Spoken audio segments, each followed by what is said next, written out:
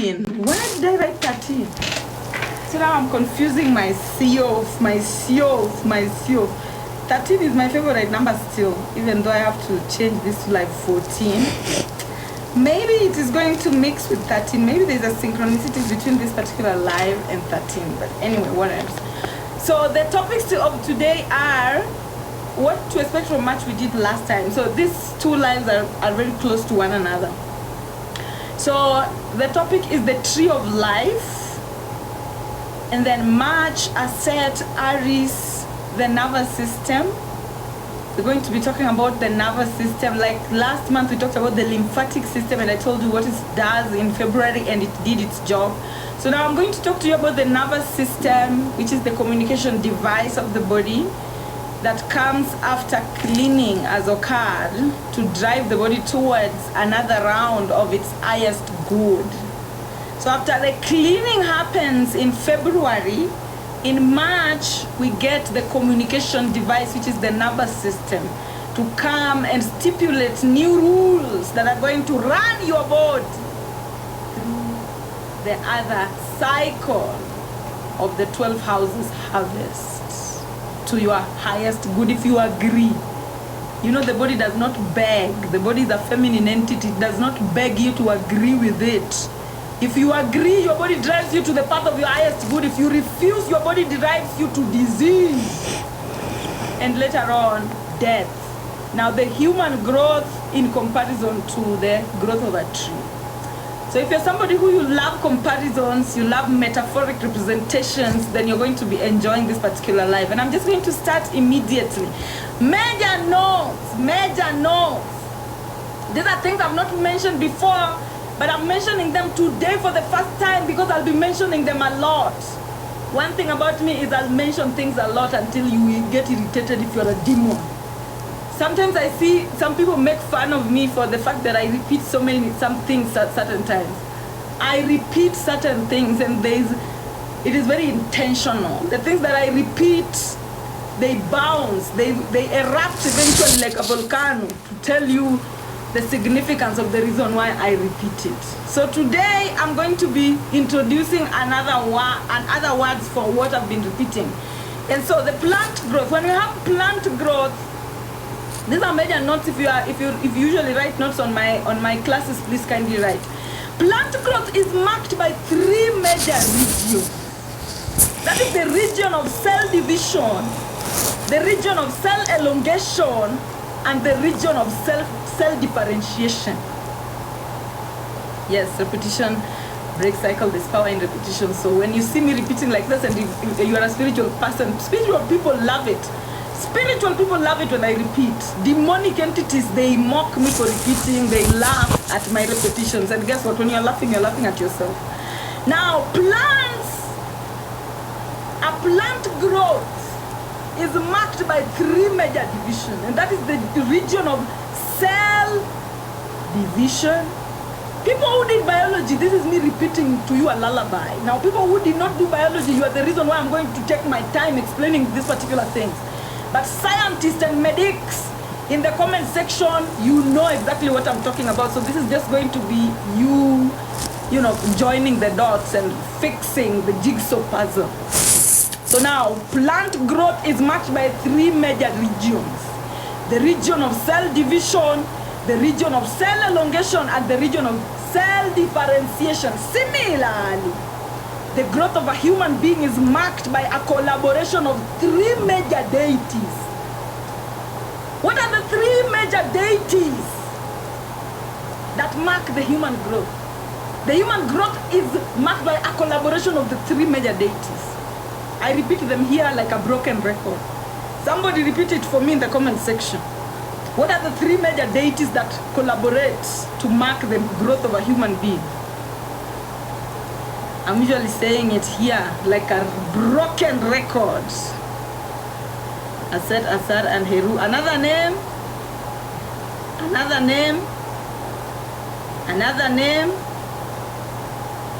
The day is the same as the body and it's the same as the year. The day is the same as the body and it's the same as the year. Those are the three collaborations. So body, day, and year. So listen, Plant growth is marked by three major regions, which is the region of cell division, where cells divide. The region of cell elongation, where the cells elongate. And the region of cell differentiation, where the cells differentiate. Now, similarly, the growth of a human being is marked by a collaboration of three major deities.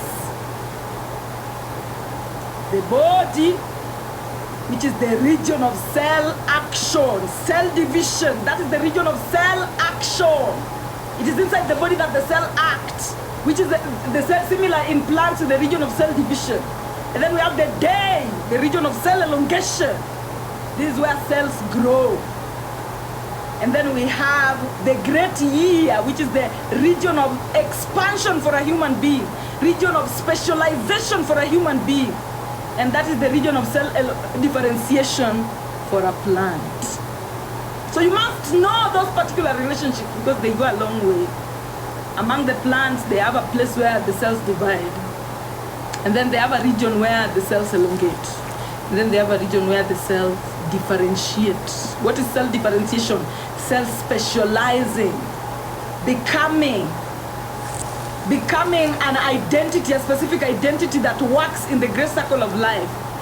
So now, similarly, human beings, we have the region of cell action, which is the region of cell division, which is the body for human beings.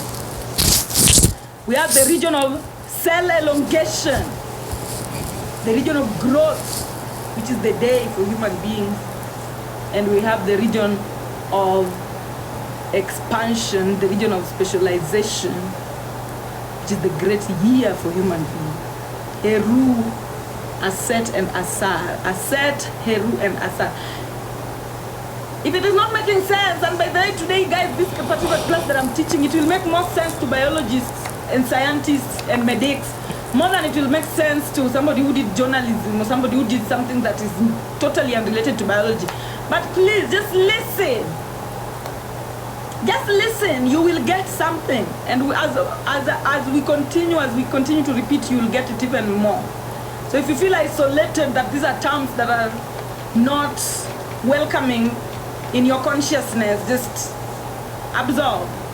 Allow yourself to absorb subliminally. So that is the major note that I want you to take today from today's class. And you're going to comprehend it as I teach. And then another major note that I want you to take from today's class. Before I go to the next major note, have you gotten that first major note? Umeipata?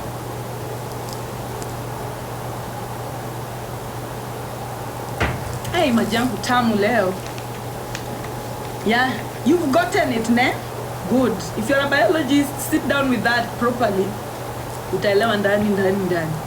Somebody is saying you can't repeat. The same way in plants. Plants have three major regions of division, of growth. Plant growth is marked by three major regions. The region of cell division. These are the timelines of plants. A region of cell division, region of cell elongation, and a region of cell differentiation.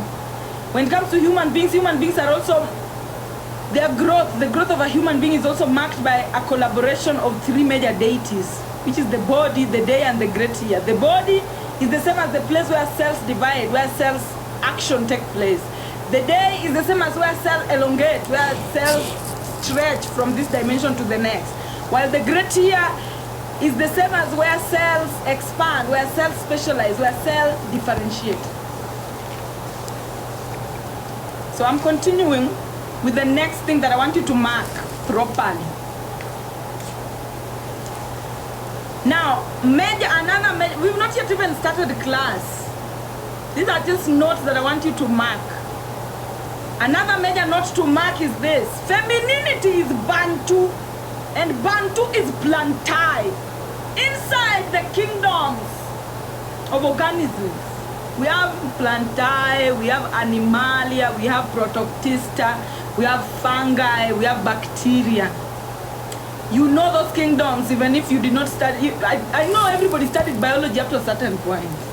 Even if you did not continue with it, by the time you were leaving biology, I'm sure you learned about kingdom Plantae and kingdom Animalia. Let's leave the flora and the fauna, zoology and botany. Let's leave the bacteria alone for now. Let's leave the fungi alone. for today, let's leave the Protoctista alone. Let's focus on Plantae and Animal. And I know that everybody at least met this somewhere. If you are totally illiterate, we are talking about the plant kingdom and the animal. I hate saying kingdom. I hate saying kingdom, but let me just say it. I hate feeding into patriarchy. But let me just say it because that's how the records are. But as we continue, know that these particular things will change. All these things are supposed to be matriarch. Somebody saying that I'm freezing. Please, I hope I'm not freezing. Oh. If I'm freezing for you, you need to find another network. Because you cannot miss this Mainola. Mainola, you cannot miss this. So mark this, note this as we enter into this particular topic.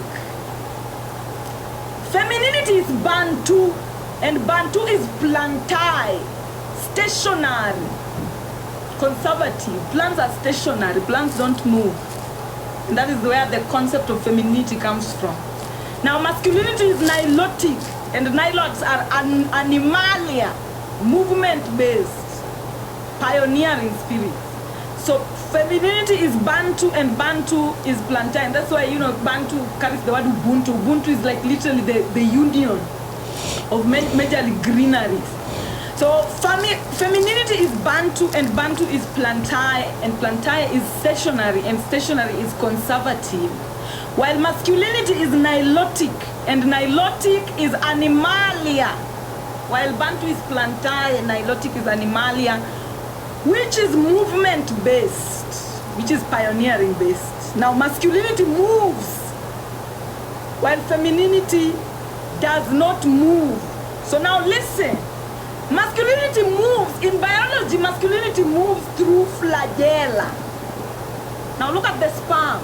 The sperm is the very representative of masculinity.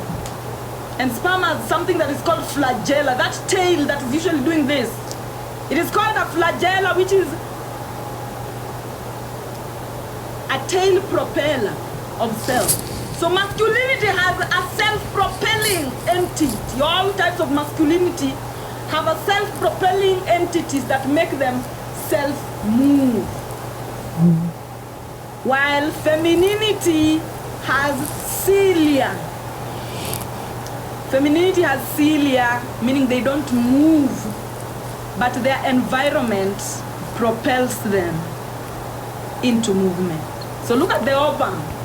The ovum does not move. The ovum just stays there, and then it is the cilia. It is the cilia that move it around. It is the cilia that move it around. If you don't know what I'm talking about, if you have never been to a biology class, please kindly just Google as I am speaking. There's something that is called the flagella. Flagella is self-propellant. When you are in your masculine energy, you are movement-based. You're moving a lot. And that movement, it is triggered by your own self. That is what masculinity is all about. While femininity is you sit like a queen on a throne. And everything around you, the behavior of everything around you is what moves you. The behavior of everything around you is what moves you. So that is the very definition of Bantu. Does not move, it is moved by the environments around it. And the very definition of nilotic is self-movement. Up to that particular point, are we comprehending? Because as we talk about plants in relationship to animals, we are going to be talking a lot about Bantus in relationship to nilotics. The cradles of them is going to make sense to you today. The very cradles of it is going to make sense to you today. So as a woman, tafadhali, I always teach you, the moon has no light of its own. It uses the lights from surrounding environment. A woman is not supposed to be moving on her own. She's supposed to move based on the lights around her. So if you're a woman who the lights around you are thorns, it is not safe for you to be around them. Instead of them propelling you into movement, they are poking you into death. You must move away from that kind of environment. A woman is dictated by the people surrounding her. Because you, as a woman, you will not know yourself. You will know yourself by the people you attract. The people around you are you as a woman. And those are the ones that are supposed to be catering in your movement, and that is the divine feminine energy is stationary, being moved by the things around our environment, while the divine masculine energy is very mood oriented. So now, after speaking to you about those particular takedowns, noting, you note them down, especially when you're a Bantu, when you're a Nilot. I want you to start noticing where you come from, because after this particular class, you're going to know Bantus are which people. These are plants. These are plant people. And then Nilotics are which people? These are animals-based people. They are movers. They move. And then Bantus, they are very stationary, like trees. One of the differences between a plant cell and an animal cell is that plant cells are very rigid. They have a cell wall. They're very rigid. While animal cells, they have no cell wall. They're very flexible. Why? To help enable them to move. So as we learn about the plant cell, we are learning about the Bantu. As we learn about the animal cell, we are learning about the Nilotic individuals. The writings, they stay on the walls. Nobody can erase history. Nobody can erase it. You can only hide it. But you can never erase history because it is written everywhere. Now, the tree of life, the human head. When we are talking about the tree of life, I want you to know, the human head, your head is made up of your hair as well. The human head is identical to the tree shoot because they are both intended to grow upwards towards air and against earth, towards light and against gravity. Now the human neck is identical. I'm going to show you an image. The human neck is identical to the tree stem. The way the human neck is the same way the tree stem is. It's just that you see the tree stem is a little bit longer, so you might think they are not related. They are very related. The human neck is identical to the human stem, to the tree stem, because they are both channels for water and nutrients transport, and they both support the head, which is the shoot. So I drew my own image here. If you're not going to, if it won't make sense to you, I'm sorry, but look. This is how the human grows. Now, the human head and the human neck. I wrote the human head and the human neck, the tree shoot and the tree stem. Both of them are the same. They grow upwards. The human neck and the human head are meant to grow upwards. That's why the hair on a black people, the hair on the originals, are always just growing upwards. Towards what? The planets. Authenticity is supposed to grow towards the planet. Now, when it comes to trees as well, the human tree, the human shoot, the tree shoot and the tree stem, also they grow towards the skies, towards the stars. They grow towards Nut. These two, they grow towards Nut. But then when you move, when you see, this here is gravity, a point of gravity. Now this is Earth, this is where reality is, this is Geb. So we have Nut, we have Geb. So when you look at Nut and Geb, the human head grows towards Nut. The tree shoot grows towards Nut. Now the tree root grows towards what? Water and nutrition. This is water now. I even drew it here so that you see. This is basic. This is water, and then this is soil. Where I have not dotted is soil. So the human body, when you remove the head, the human body grows down towards water and nutrition. Same as the tree roots, it grows down towards water and nutrition. Now with that in mind, listen. With that in mind, I want you to know, let me just stay in this position until I finish this particular thing. Now the human body, I'll repeat I'll repeat. The human head is identical to the tree shoot. So listen, I'm going to put it here as I teach it. The human head is identical to the tree shoot because they are both intended to grow upwards, towards air, towards light, and against earth, against gravity. reality against reality. Now the human neck is identical to the tree stem because they are both channels for water and nutrient transport, and they both support and hold these heads together. Now the human body, this lower part, the human body is identical to the tree roots. This and this, they are identical because they are both intended to grow downwards towards water and towards earth and gravity. So the human body, this, is rooted in earth. The human body is rooted. The same way the tree is rooted. It's the same way this human body is rooted. This is a root. The same way this particular tree is rooted down in gravity, the human body is the one that is rooted in reality. The tree roots is rooted in reality. Same way the human body is rooted in reality. Now, the human body is rooted in reality, earth, by the human head, while the tree shoot is rooted in air by the tree roots. So now the human body is rooted in reality, which is earth. This is its root. It has its root in newt. This is up here is newt. So the human head is rooted in newt, while it's like its branches are growing in reality.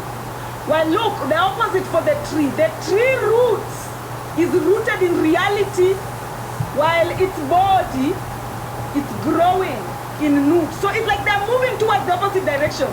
This one is the control center for this, while this one is the control center for this. This one, the root of a tree, is the control center for its shoot, while the human head and the brain is the control center for her shoot. So this is like a shoot. When we are a tree, this is a shoot. When a tree is a human being, then this is its head. I don't know whether it's making sense to somebody. It is a concept that you have to really, really, really get into in deep in order for you to get it. So is somebody getting? Up to that point, if you're not getting, I'm sorry, but you will get it as I continue to explain. Now, the tree shoot comes from Geb to explore newt. The tree shoot, it comes from Geb. Geb is its home, and it comes to explore newt. It comes to explore the planets. While the human body comes from newt to explore Geb. So the tree comes from Geb to explore newt, while the human comes from newt to explore Geb. You see the Pisces, the yin and yang. The human root comes from newt to explore Geb. Geb and water also take newt. While the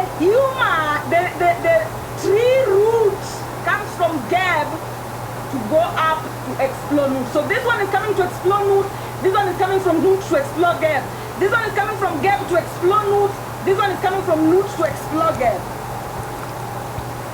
Are we seeing the opposite exactly? Are you seeing the tree is us? It is us, but in an upside down position. Where we come from is where they are going, and where they come from is where we are going. Now I'm going to continue. Growth responses and growth movements are constantly at work, directing humans and plants towards and away from stimuli in order to seek out the best conditions. So these ones, they're coming here to seek the best condition. Trees, they're coming at newt to seek the best condition. Humans, which are newt, they're coming together to seek the best condition. So let me continue. So growth responses, let me go back. I don't want this reverse psychology thing. Growth responses and growth movements are constantly at work, directing humans and plants towards and away from stimuli in order to seek the best condition. So now the most crucial tropisms for plants and animals are this. Listen, this particular point I've told you, mi nitarudi tu muniache tu nifanye venye nafanya. So listen, the same way I've told you, this one is moving down and this one is moving up. But that movement is what it's called tropism. What encourages that movement is what biology calls tropism. If you're a biologist, you've ever heard of the word tropism. So movement towards light. Remember where light is. This is light. This is air sign. This is mood. And remember here, we have earth sign, which is reality, which is Geb. And then down here, we have water sign, which is Tefnut, which is emotion. So listen, movement towards light is called phototropism. And you see plants are always moving towards light, phototropism. Now movement towards reality, towards Geb, is called geotropism. And then we have movement towards water, which is hydrotropism. So all of everything is constantly moving towards those three things, my dear. Everything on the planet is constantly moving towards the three elements. Something is either moving towards light or they're moving towards earth elements. Light elements is memory, tea, news.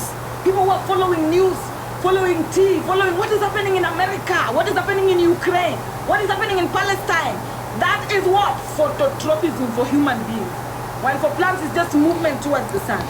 And then we have geotropism, which is movement towards reality now. Movement towards gravity now. And that is movement towards earth, which is geotropism. And then we have hydrotropism, which is now movement towards feelings, movement towards emotions, movement towards water. You know, some people, when people go watch porn, they're practicing hydrotropism. They're trying to move towards certain feelings. You know, people move, you know, watching movies or whatever, just wanting to feel something. That is what we're constantly doing. We are, as human beings, also trees, they're doing that. As human beings, we're constantly hydrotropism. We're moving towards feeling, towards intuition, towards, you know, emotions. Or we're moving towards reality. You're like, hey, rent is coming, my friend. Those are reality. When reality kicks in, oh, you don't have a home, my friend.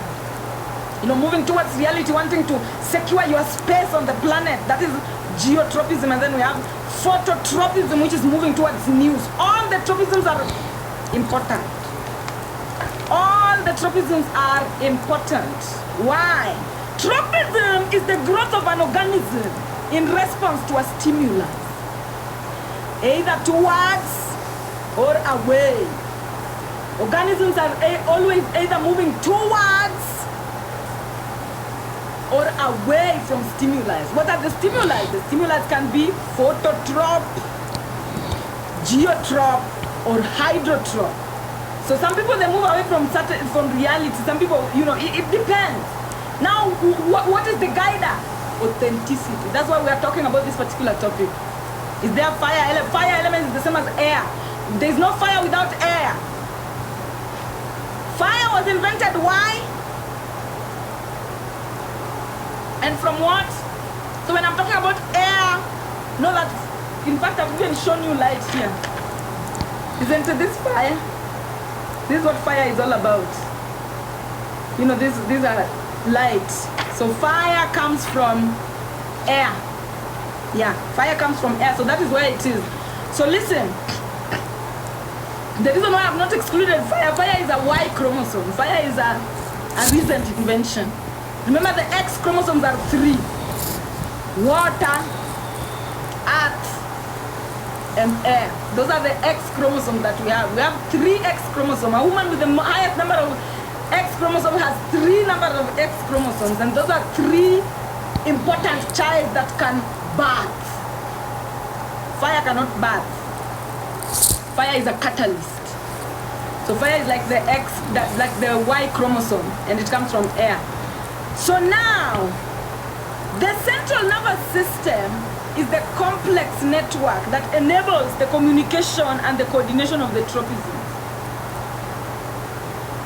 It is the central nervous system that now controls the direction that you move. So guys, most of the time when I'm talking here, the central nervous system The nervous system, your authenticity, it is your authenticity that controls your tropism. It is your authenticity that tells you, oh, let's watch some porn, bitch. Oh, let's get some news. Let's ask somebody about some gossip. Oh, reality, it is your authenticity that is the controller of the directions you move. All these tropisms, they are controlled and coordinated properly by authenticity, which is the nervous system. The nervous system is the complex network that enables the communication and coordination of the tropisms. Now, the nervous system of plants is originated in the roots. This is where the nervous system of the plants is. Meaning, this is where home for plants is here. Well, look at the nervous system of the human being. This is where the nervous system of the human being is originated. Meaning, this is where home for human beings is. This is where home for plants is. This is where home for human beings is. The nervous system is just a control system. And where does that control come from? It is genetic based. It is DNA based. What is DNA? Home. Your authenticity comes directly from home. Your authenticity is direct communication from home. You are home. You are infinite home. I'm not talking about the home that you have temporarily here on earth. Every time communication is coming to you from your authenticity, know that it's coming from home. Home where you are rooted, where your essence is rooted. Now that home, for human beings, it is at the head, at roots. For plants, it is at geb, at the roots. I'm going to continue. The nervous system for plants is originated at the roots, which is the seed. It is the seed that carries the genetic material of the plant. While the nervous system of the human being is originated as the brain. When you look at the brain and the seed, especially the dicotyledonous seed and the brain, we have monocotyledonous seed and we have dicotyledonous seed. The human brain is shaped like the dicotyledonous seed. It has two sections, two parts. Now, the same way the seed carries the genetic material of a plant is the same way the human brain carries the genetic material that controls the entire body of a human being. Now, the position of the location of the nervous system indicates the point of origin of that being. For example, the position of the nervous system indicates origin. Human beings originate Wanjo Polo. Luas are always saying why Polo. Pini of Dala Wada. Pini of Dala Wada Lawani Polo. Pini of Dala Wada Lawani Polo. The same way when human beings are singing Pini of Dala Wada Lawani Polo, the plants are singing Poloni Okdala Wada Lawani Pin Polo Okdala Wada Lawani. So Luas in the comment section, you get it. What I'm singing is Luas are always singing that our home is in heaven. Our home is not on earth. Our home is in heaven. Our home is not on earth. So as human beings sing that our home is in heaven, our home is not on earth, it's the same way plants, they will sing our home is earth, our home is not heaven. Our home is on earth, our home is not heaven. So these two are constantly shifting. They balance each other. That's why one of them, whatever one of them excretes, one of them inhales. And whatever one of them inhales, one of them excretes. This is a divine balance. So please kindly stop cutting the trees. When you're cutting the trees, you are reducing the balance of the planet. All plants arise from geb, the soil, while all human beings arise from roots, the thoughts. I will still show you. All plants arise from the soil, from geb, while all human beings arise from roots, the thoughts. How? Some people will ask, how? Do you think your mother and your father would have fucked if they were not exchanging thoughts? Do you think it would have been possible for your mother and father to fuck without changing thoughts, without exchanging thoughts? Maybe they met in church and they were like, "Yay, I love your shirt. Where did you buy it from? Oh, I got it from Fashion Nova. Oh, I love Fashion Nova. Oh, you do love Fashion Nova? Oh, I think we should go to Fashion Nova. Can I take you to Fashion Nova tomorrow? That is how some people were born. It just started from thoughts, exchange of thoughts. So all plants arise from the soil, while all human beings arise from roots, which is thoughts or memories that later on turn into reality. All human manifestation roots from thoughts. There is no human that is capable of manifesting without first of all thinking about it, learning about it. And then after thinking about it, learning about it, is when you transport it into the reality. Now the nervous system is there to ensure efficient communication between the 12 houses in a bid to maintain a state of homeostasis, which allows the body to interact with and adapt to their surroundings sufficiently. So why do the plants have the roots? And why do the human beings have the brain?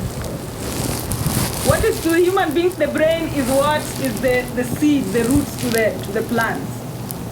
So now the nervous system is there to ensure efficient communication between the body and the 12 houses, between the head and the 12 houses, between the head and the 12 houses, in a bid to maintain a state of homeostasis, which allows the body to interact with and adapt to their surrounding environment. It is the nervous system that enables home outside. It is the nervous system that enables and establishes home outside as it is already inside. Let your will be done on earth. Let your will be done on earth as it is in heaven. On earth as it is in heaven. The trees will say, let your will be done in heaven as it is on earth. Let your will be done in heaven as it is on earth. While for animals and for human beings, is let your will be done on earth in Geb as it already is in Nut. Let your will be done on earth as it already is in heaven. Should I move slowly, or am I moving fast, or are you with me? Is somebody being left behind, or are we together? Is somebody being left behind, or are we together? With me. Beautiful.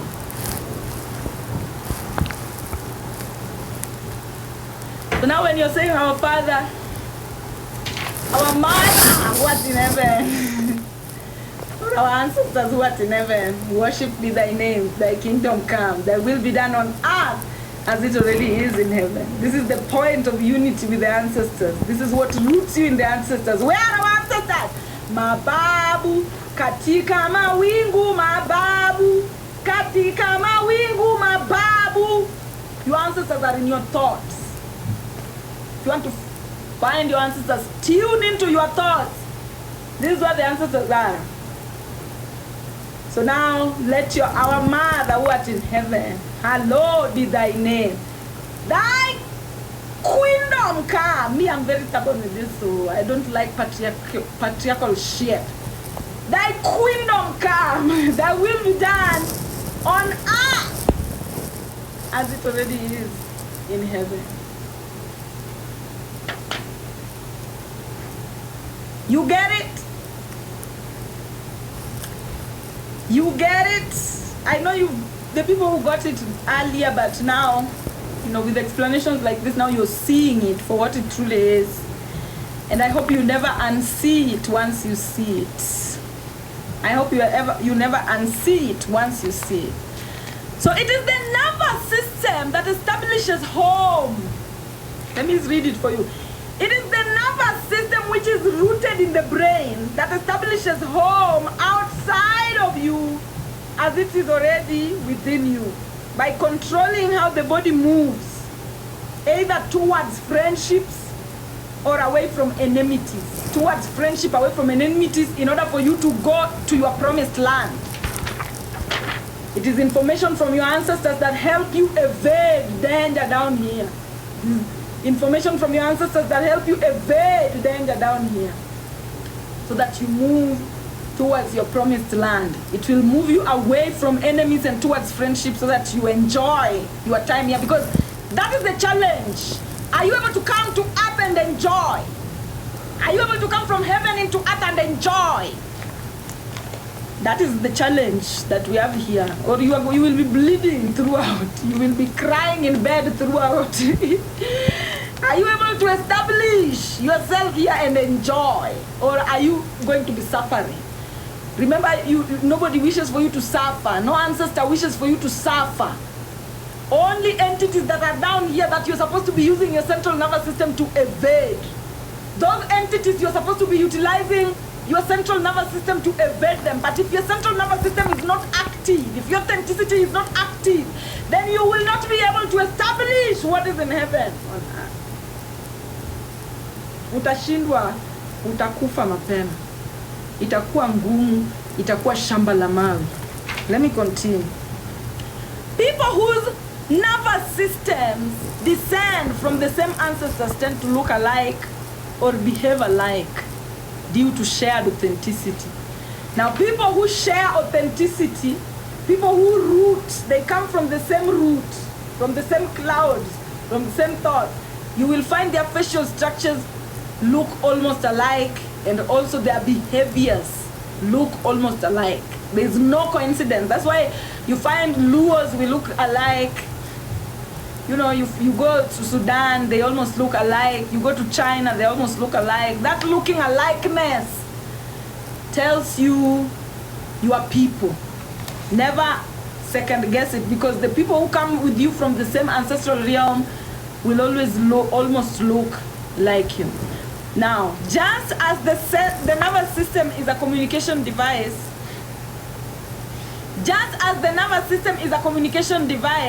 authenticity too is a communication device. Anytime you are being authentic, you are actively engaging in the intradimensional and interdimensional communication system called telepathy. Somebody asked me, I cannot remember who, but somebody asked me, how do we telepathically communicate? How do we telepathically? Be authentic, motherfucker. Try being authentic. Anytime you are authentic, that is you are automatically ancestrally communicating. But anytime you leave authenticity, you start people pleasing, you start entering, you start contaminating that particular authenticity. Forget telepathy. You cannot bribe the door on your way to the sky. The only way you become a staunch telepathic communicator means I enjoy telepathic communication. Hey, not what to make a cheer, but let me just not. Right now, I enjoy telepathic communication like shit. Because the more authentic you are, the more strong that telepathic communication is, and you don't know. When your telepathic communication is so strong, you can communicate with anytime, anywhere, with anyone in the direction that you want. Please repeat umehang. Ni repeat wapi tafadhali? Ama nataka ni repeat funzo yote. But how, sweetie? Sometimes I can and sometimes I cannot. You are not authentic. You are not fully authentic. So just be fully authentic and you will telepathically communicate at all times. Now let me give you an example. Sometimes you meet someone, listen, sometimes you meet someone and your first instinct is telling you, tell them to do this, tell them to, and then you overthink it. The moment you overthink instinctive communication that comes from your ancestral realm, you've lost it, my friend. The moment you're walking on TikTok and you see something and your body tells you, say this. This is what it means. The moment you start overthinking it, you've lost it. You are not being authentic anymore. Authenticity is letting your body behave the way it wants to behave, and you aligning accordingly like sheep without question. You aligning accordingly like sheep, letting your authenticity be the shepherd. Like a slave, letting your authenticity be the master. Anytime you overthink it kidogo hivi umekufa yote, umeband. Anytime you overthink umeband kitambo gani. So please, and know that authentic communication only comes from the ancestral realm. Anytime you're being authentic, you are connecting to all. Some people, you know, some people have got it so twisted. They go research at what do people like. What, you know, when I go to meet Surinyar Kano, what do you think if I say she will like me? Cannot work. You go meet Surinyar Kano and let your body do what it wants to do. That's how it works. If you want people to like you, you have to love your own authenticity and behave the way your body wants you to behave at all times. That organizing that some people do, there's that organizing, there's somebody who met me and they were already reading my birth chart to talk to me through my birth chart to say, oh, you know, as Aquarius now, this is how you do. Cannot work, cannot work, cannot work. You cannot read people, you cannot read the public in order to please them according to your own readings. Be authentic and do what you want, what your body wants to do. Because I'll repeat it for you. Let your will be done on earth as it already is in heaven. Let your will be done in reality as it is already in your authenticity. If you are not letting the will of authenticity be done in reality, you are banned. You're losing. You're burning the bed. You are burning the bed. And guess what? Sometimes your authenticity will tell you, tell them fuck you. Sometimes your authenticity will tell you, laugh that one out loud. Sometimes your authenticity will tell you, twitch your eyes like this. Sometimes you'll behave like an idiot to some people while you're following your authenticity. If you care about that one, forget the story of going to Milele. If you care about how people perceive you, forget Milele. Because your authenticity does not give a fuck about other people, about how other people perceive you. Your authenticity is going to tell you to behave according to its highest good. Your authenticity knows you are heaven. Your authenticity knows you are heaven. Some people, they question their authenticity. But if I behave like that, the world is like this, the world will do, no, Omera. Nobody comes here together, two people. You are here alone. If you want to please what you found here, instead of letting your will be done on earth as it already is in heaven, but you'll get nowhere. Sometimes your authenticity will exclude you. Sometimes your authenticity will make you isolated. So it is all a learning process. Follow your authenticity. Whether your authenticity is telling you go strip in the market, go scratch your buttocks in the market. Go scratch your buttocks in the market. If you want what's best for you, follow your authenticity like sheep follows a shepherd. Follow your authenticity like a slave listens to a master. Because guess what? It will make sense later. Sometimes it doesn't make sense there and then it will make sense later.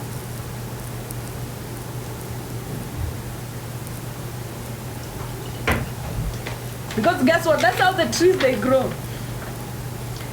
This is the point of authenticity for trees. The trees, they grow and deliver fruits by listening to this particular place. Information from this particular place is what trees listen to and grow their fruits. And when you know, down here there's a lot of communication that occurs for the tree.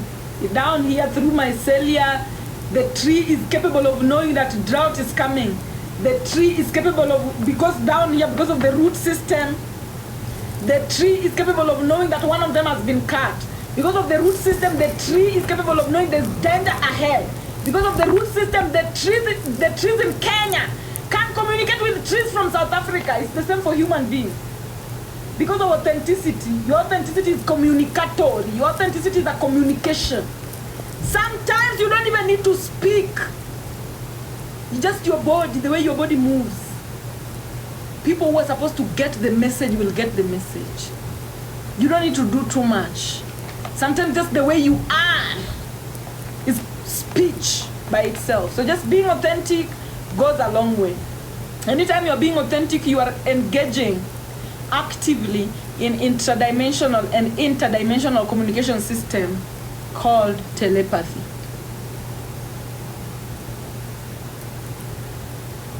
Yes, trees are plants on earth, humans are plants in thoughts. Exactly, there's no separation. Somebody's asking, what about your authenticity making you masculine, removing you from femininity? Your authenticity will never do anything to jeopardize you. So if whatever your authenticity is doing and you don't like it, that is not authenticity, probably a demon. Your authenticity will always make you will enjoy everything that your authenticity is making you to do, unless there is shame in the subconscious. I've already told you that shame is a bell from ancestral realm telling you you are about to betray a certain part of yourself. Shame will make you abandon parts of yourself, and shame, and by the way, because I'm talking about shame, before I even go deep into this particular topic that I'm teaching, guys, one of the best witchcraft methods. Some of you are always asking, how do people witchcraft other people? The number one witchcraft method that a lot of people do, and it is the biggest, 99% of witchcraft is based on shame.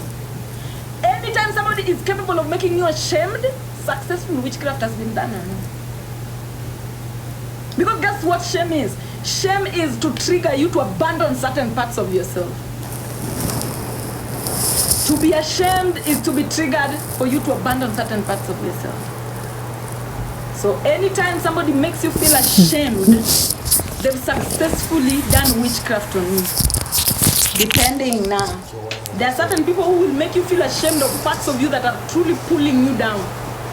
In order for you to abandon those parts, in order for you to move light, that's positive witchcraft. Now negative witchcraft comes in when people laugh at the best versions of you, the best parts of you, in order for you to leave them, in order for you to abandon those parts, and then you become a less version of you. I'll use myself as an example. We have the whole day here. Now, you remember last year, I sat here and I sang for some of you. I don't know whether some of you are here. I don't know whether it's the same people. You know, I don't, but during graduation, you remember I sang classical music. And sometimes I usually sing classical music here. So then after singing the classical music during graduation, one of you here invited me somewhere. And the place where they invited me, it was a witchcraft session. I get to the place, they start laughing, making fun of how I sang during graduation, and laughing about it, guys. Like literally making fun of how I sing, making sounds of the classical music, like, ooh, and then laughing so loudly about it like it is funny. So do you know why they were doing that? In order for me to join them in that laughter and then abandon that part. And guys, I sing properly. I know I sing properly. When it comes to classical music, I know how I sing because I've been in some of the best choirs. I've sung. I've won some of the soprano solos. So I know how I sing. So they laughed, and guess what? I did not even flinch. They ended up being ashamed of themselves. Because I did not even flinch, I did not even act like it's, I did not even, the entire time in my head I was just saying, hey, a certain full of authenticity, the multiverse is graceful to you. And I was saying that inside myself, and I was just quiet, sitting outside just watching. So imagine somebody laughing at you, expecting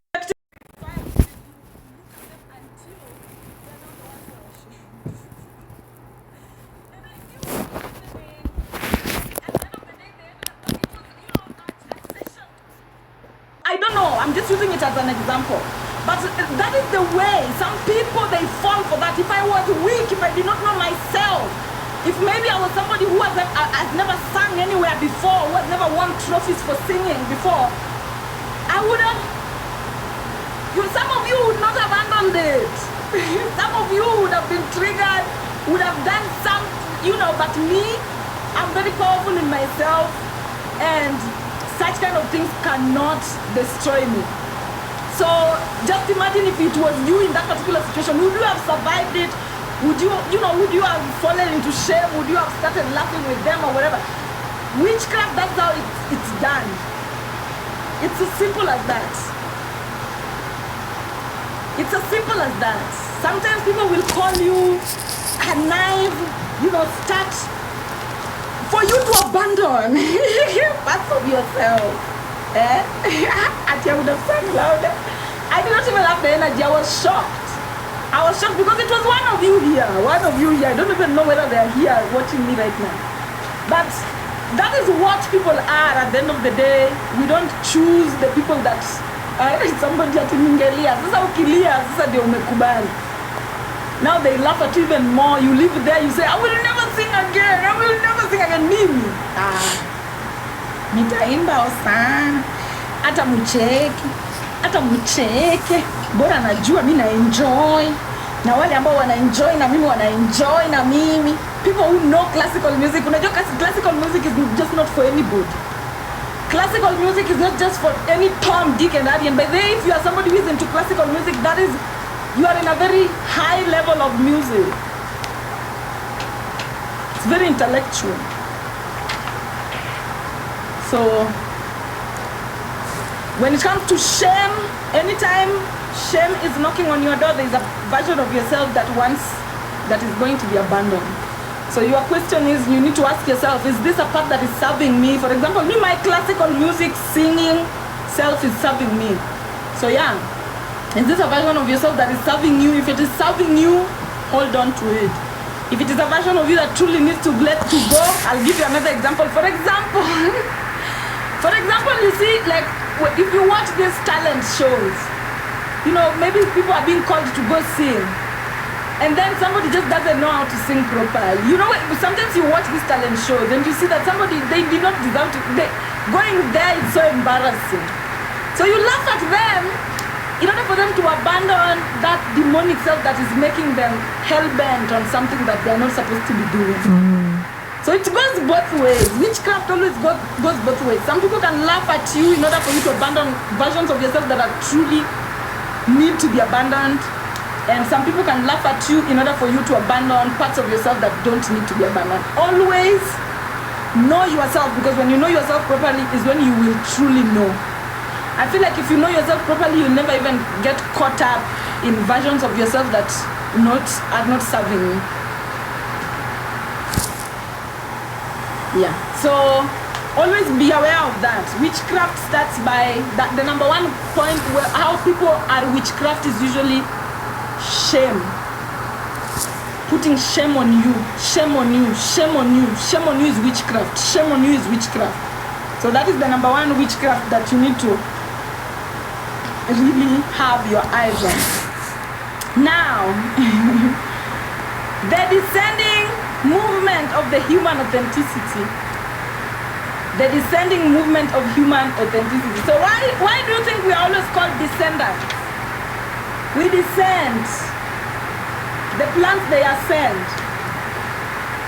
As we descend from up down, the plants, they ascend from down up. So as we always descend ourselves, we descend from the sky down, and then the plants, they ascend from the down up. So the tree of life is always talking about our descendant energy. The descendant energy of the tree of life, which I've talked to you guys. You know the tree of life, right? You know that the way they draw it, they call it, I don't know, the Kabbalah or whatever, in whichever names. But you know the tree of life, right? Wow, what a joke. You know the tree of life, right? You know the tree of life. You know the shape. You know, whatever. So that the tree of life is just showing the descending energy, the descending direction of the human authenticity. So I'll teach you here.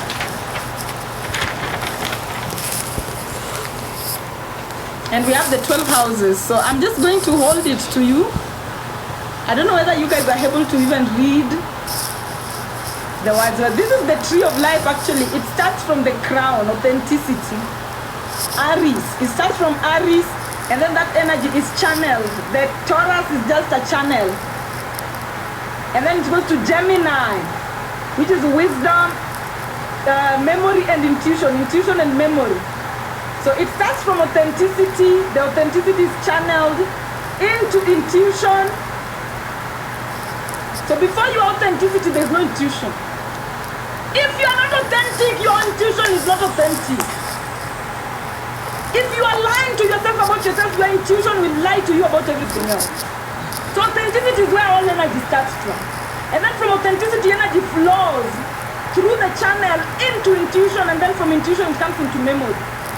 From memory you go, it is intuition and memory that create feelings. And then feelings translate into love. And then love, now feelings, they translate into love.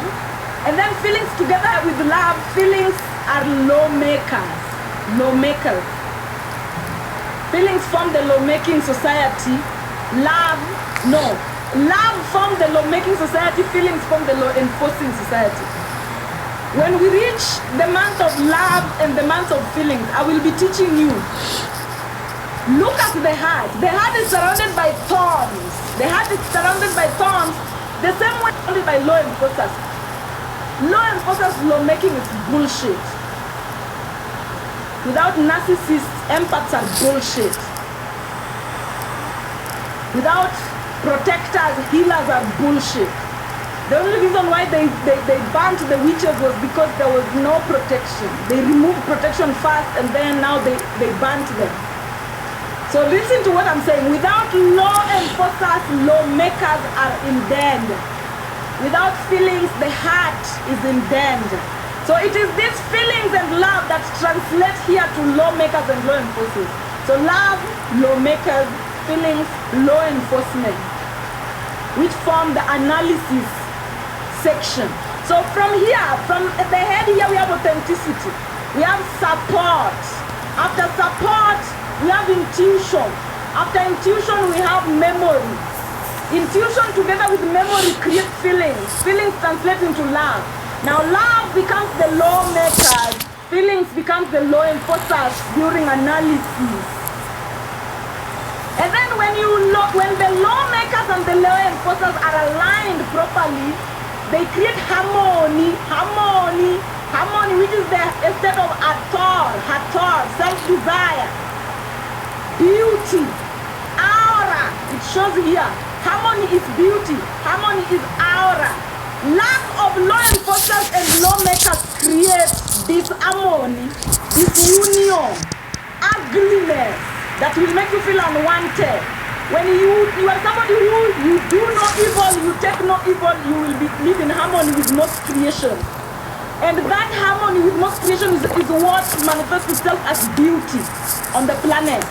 So people are always asking, what is beauty? Beauty is do no evil, accept no evil. Anybody who does no evil and accepts no evil will automatically appear beautiful. Once you look into the environment and see that, oh, when I look at this person, they look so beautiful, then that is just you, another way of you saying, oh, this person, they do no evil and they take no evil, because that is what backs harmony. And it is harmony that is beauty. And it is harmony that is creative of self-desire. So let's start here. Authenticity, self-support, self-thinking, which is intuition and memory. And then we have self-feeling, we have self-love. And then we have self-analysis, which is involving of do no evil, accept no evil. And then self-analysis is what births harmony. When you analyze yourself properly, you get harmony. Harmony is most planets feel safe around you, most organisms, most human beings, they feel safe around beautiful people. So when you're beautiful, then it means that you do no evil and you take no evil. Your lawmakers and your law enforcers are chonjo. Chonjo is like this, are chonjo. So now from this harmony, up to that point, are you guys comprehending? Up to that point, are you guys comprehending? Bado sijafika Libra. Aki, wait. You know, can we go slowly? Let's go slowly. When it comes to, hapa ndo sijaandika Libra, but I'm going to talk about Libra. So listen. We have lawmakers and law enforcers. When you have lawmakers and law enforcers, Libra is also part of that harmony. Libra is also part of this particular harmony because Libra is storage of energy. So what is Nyash? Libra is representative of Nyash. When your law enforcers are there, when you have law enforcers that are visible, that is what Libra is all about. Balance. Balance between the law enforcement and law. Libra, Scorpio and Virgo are all here. Balanced here. Leo and Cancer are balanced here. We have Gemini up here, and then Taurus, and then Aries. I'm sorry for Libra people that I did not write Libra here. Or did I? I probably did not write Libra here because it's at the back there. It is the nyash at the back there, but it is also that balance. The balance and harmony. That is harmony, balance. They are all the same thing, and it is what brings beauty. So beauty is nyash, whether you like it or not. You know, I remember when I was a little girl, hey, I used to look at girls with nyash like, wow, like with a lot of envy. I was like, ooh, especially the ones who got nyash before me. I felt like they were God. And then I started watching movies, and somehow it was shifting until even the girls who used to have very big nyash in my village started shrinking their nyash. One of them has no nyash anymore. Every time I'm praying, I'm always asking my ancestors, can you give me those nyash that Nani returned? I don't want to mention her name here. Can you give me those nyash that Nani returned? Because she worked so hard to swallow her nyash. But anyway, nyash is all about balance. It's all about balance. So, and that balance is brought by law enforcers and lawmakers. When you are law enforcers and lawmakers, they work amazingly. You get harmony, which is beauty. Still connected to nyash. Now, can I continue? Because this lower part is very important. Can I continue? Libra is at the back here. Let me just put it for Libra people to not think I have beef. Libra people might think I have beef with them. That's why I excluded their shit from here. But nyash, now how do I draw nyash? It's at the back here. So at the front it is Scorpio, at the back is Libra. Beauty at the front is Scorpio energy. Beauty at the back is Libra energy, which is Sobek.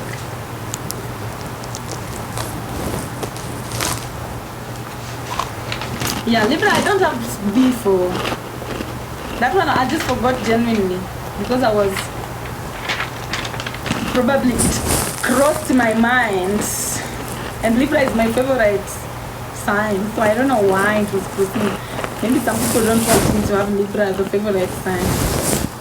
So can I continue?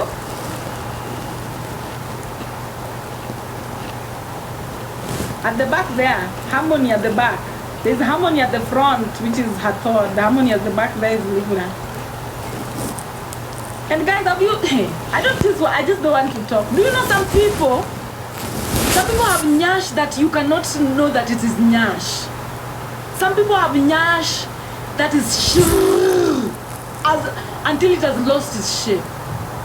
When you see such kind of people, just know they're struggling with confidence so much. Give them grace.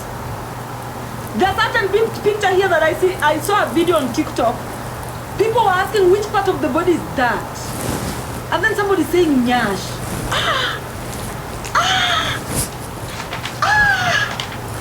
Some people have suffered when it comes to nyash. But I will not talk too much about it because you know everybody has their own equation they're solving. So just solve your equation. Anyway, so now now listen to how the energy flows. It comes from authenticity into intuition. From intuition, memory. Intuition comes before memory. So from authenticity, it is channeled into intuition. From intuition into memory, which is self-thinking. Intuition and memory is self-thinking. Self-thinking brings feelings. Feelings translate into love. Love, it is through love that lawmakers within your body are established. And it is through feelings that law enforcers are established.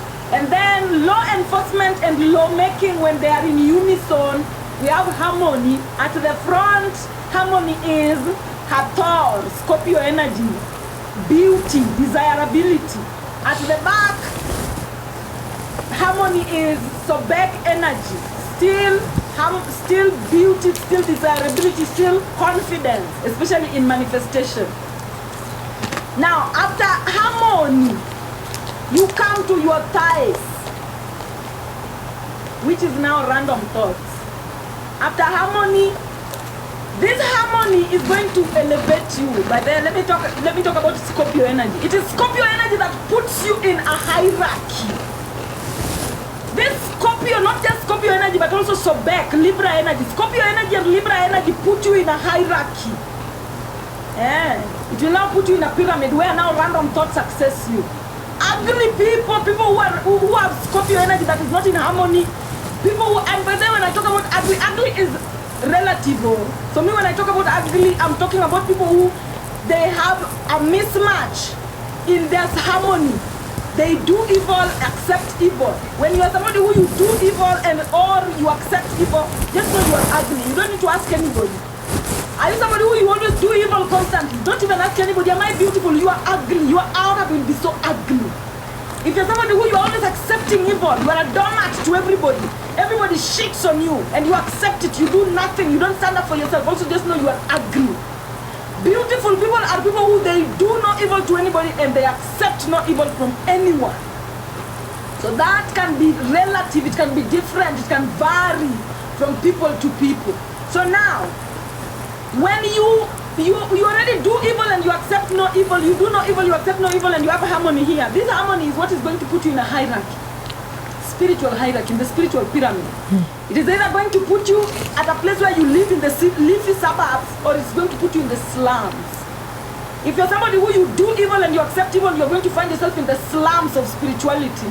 Slums, where every Tom, Dick, and Harry exists. You will be accessing thoughts from chokora. Every thought that is low vibrational, you will be accessing it here. Random thought. Now, if you're somebody who you have harmony here, meaning you do no evil, you accept no evil, so you have harmony here, then you're going to be put at the tropicals. You're going to be put at the wealthy people's neighborhood. You'll even find yourself there as a house help, my people.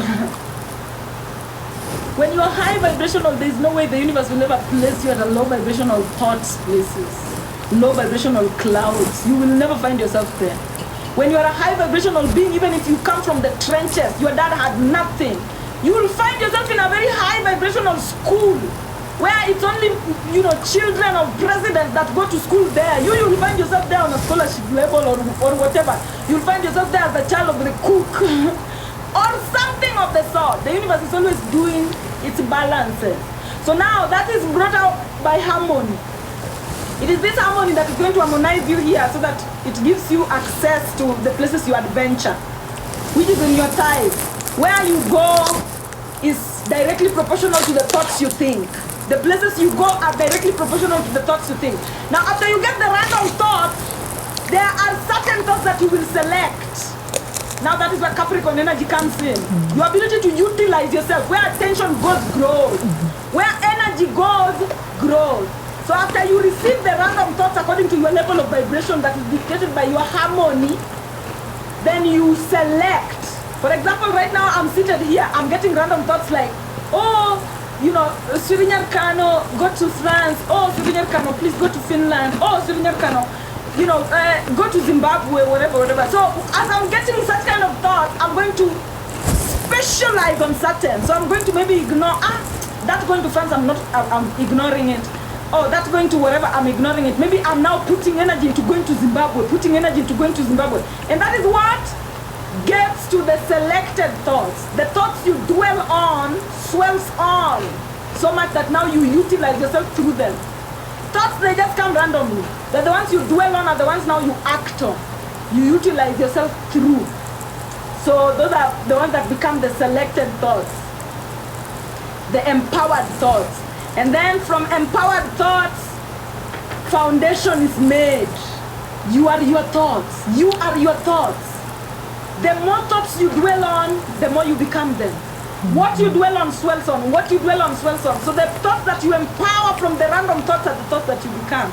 That creates your Aquarius energy. Your set energy. Now your set energy is now your storage unit that is waiting to become reality. Your set energy is now your storage unit that is waiting to become reality at Pisces, which is now the manifested energy. Are you seeing the way they are growing? There's no separation. You see, they have connected the thoughts from the top, how they start up to the point where it's born. That's how you descend. That's how you are a descendant. From authenticity here is purely connected to the ancestral realm. Your authenticity, that's why I'm always telling you, trust your authenticity that like a slave is following a master. Like sheep that is following a shepherd. Because your authenticity comes directly from your ancestral realm. Authenticity comes from the moon.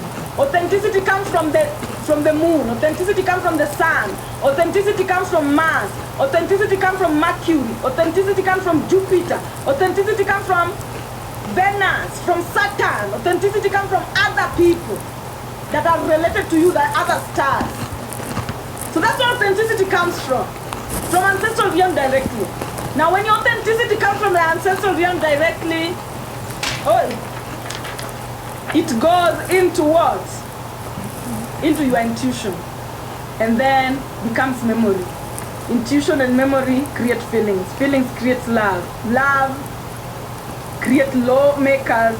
Feelings create law enforcers. And that's how they are arranged literally in the body. Your chest is arranged in such a way that it has thorns that are protecting the heart. In the same way, law enforcers protect lawmakers. It is your ability to take no evil that will enable you to accept no evil. It's your ability to not accept evil. Your ability to law enforce. When you're somebody who, I will not accept you to bully me. So your ability to never accept anybody to bully you is what will protect your ability to also not even bully anyone. It's always the law enforcers that protect the lawmakers. And then from law enforcers and lawmakers, we have harmony, peace. When law enforcers and lawmakers are working in unison and they're working well, we get what we have, peace. Aura, an aura that is beautiful. In front, an aura that is beautiful is the vagina. It is your Scorpio energy, Hathor. While at the back, it is the Sobek energy. Now, from this harmony, now the world places you where you belong. It is this harmony that places you where you belong. People naturally know. You know, guys, people naturally know the people who are in charge. Even right now, if we walk in a room, people naturally, there is an hierarchy that is always silent. The spiritual hierarchy is always silent, but it is there. You know the person that respect their inner authority. Those who respect their inner authority automatically become the outer authority. So it is you, how you work here, how you work with law enforcement and lawmakers is what puts you in an hierarchy. This self-desire is an hierarchy. It is what now makes you be on top of the game or at the bottom of the game. When you are on top of the game, there are certain thoughts that you access. When you are at the bottom of the game, there are certain thoughts that you access, whether you like it or not. So it is those thoughts that you access that will now determine how you adventure. It is those thoughts that will determine how you adventure. And then it is how you adventure that will determine how useful you are to yourself with the selected thoughts. And then from the selected thoughts, you will establish a foundation. And then from the foundation, manifestations will come. Fruits of your labor, fruits will come. Fruits will come. So when you look at the trees, fruits show up here. Among human beings, fruits show up at Heru. At Heru is where fruits show up. But among the trees, fruits show up here. So Heru of the tree is up here, Heru of the human being is up here. These are two opposite dimensions. Up to that point, are we together? Are we together? Are we together? Are we together? You are getting what I'm teaching. Nataka kusema kama venye Catholics wanasema unapata kenye nafunza.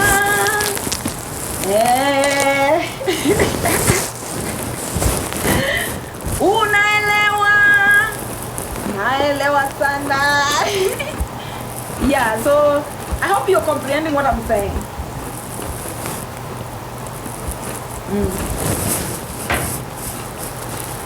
So that's how you energy descend through you. So human beings, you must know you have no control of what happens here. Here you just have to be yourself. Working against yourself is by not being authentic. What does not being authentic look like? Your body is telling you, tell that person to fuck off. But then you don't want to tell that person to fuck off because you're like, oh, what if they think I'm a bad person? What if they... Nobody cares what anybody thinks about you. What you think about you when you are alone, is it nice? What you think about you when nobody's watching, is it nice? What happens behind closed door when nobody's around? That is what matters.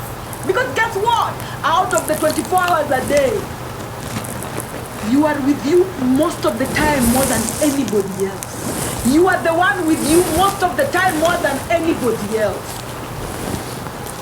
So what do you want? Do you want the person who is always with you to speak shit about you? Or do you want the person who is rarely with you to be the one to speak shit about you? Me, I'll choose the person who is rarely with me. If you are rarely present in my 24 hours, I don't care what you think about me. You're not affecting me. If you are rarely occupying my 24 hours, you are not affecting me. You are affecting yourself. That is the mentality you need to have. The person that is mostly inside your 24 hours, the one that you spend your 24 hours mostly with, that is the person you should care what they say about you. Anybody who is not in your 24 hours mostly, what? Nobody you are going to speak about me once a week. You're going to speak to me once a week, once a month. Why should I care about what you think about me? Get out! Get out of my houses! So guys, please be authentic. Be authentic. If somebody is inviting you somewhere you don't want to go, just tell them I don't want to go. If they ask you why, I don't want to go. Full stop. You don't even have to give a reason. Don't let somebody else sit in your authenticity.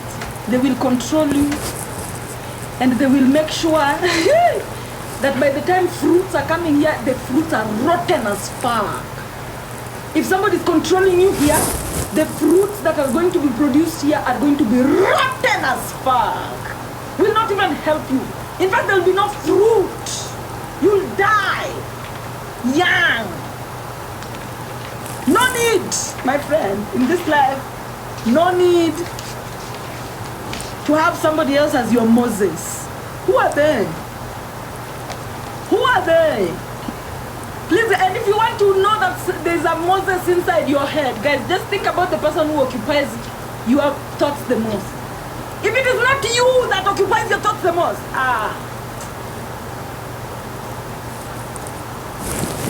some people, they are not even anywhere near their own thoughts. Your thoughts is just about so and so, so and so, so and so, so and so, so and so, so and so, so and so, so and so. You are busy working in the cotton field.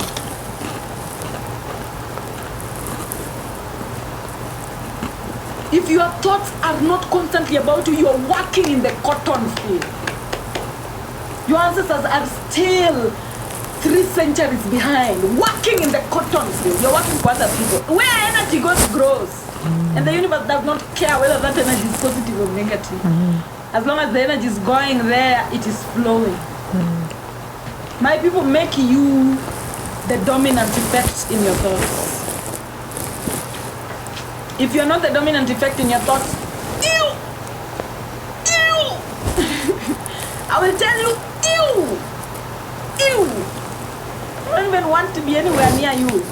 Plants and animals, spiritual differences and similarities. As shown in the diagram, both plants and animals grow from opposite realms. You've seen. However, both plant cells and animal cells are eukaryotic. What is eukaryotic? Eukaryotic means that they both have a nucleus and organelles. A nucleus and organelles. What is a nucleus and organelles? Eukaryotic means they have a nucleus and organelles. A nucleus and organelles. A point of control. A point of control and the controlled. A point of control and the control. That is all eukaryotic means. They have a controller, they have a leader. The led. The leader, the led. You see the reason why I love a set so much. We are worshipping a set on this particular channel. The leader and the led. The leader and the led. That is all eukaryotic means in spirituality. Now, but biologically, it will just mean they have a nucleus and organelles, which is just a leader and the led. So now, both the plant cell and animal cells are eukaryotic, meaning they both have a nucleus and organelles. They both have a head and a tail.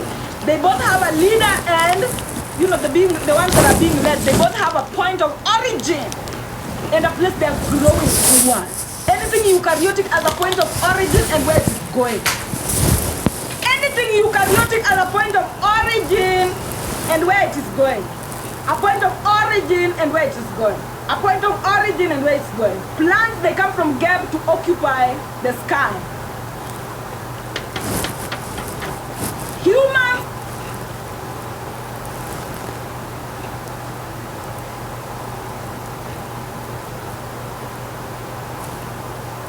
a lot of plants are destroyed.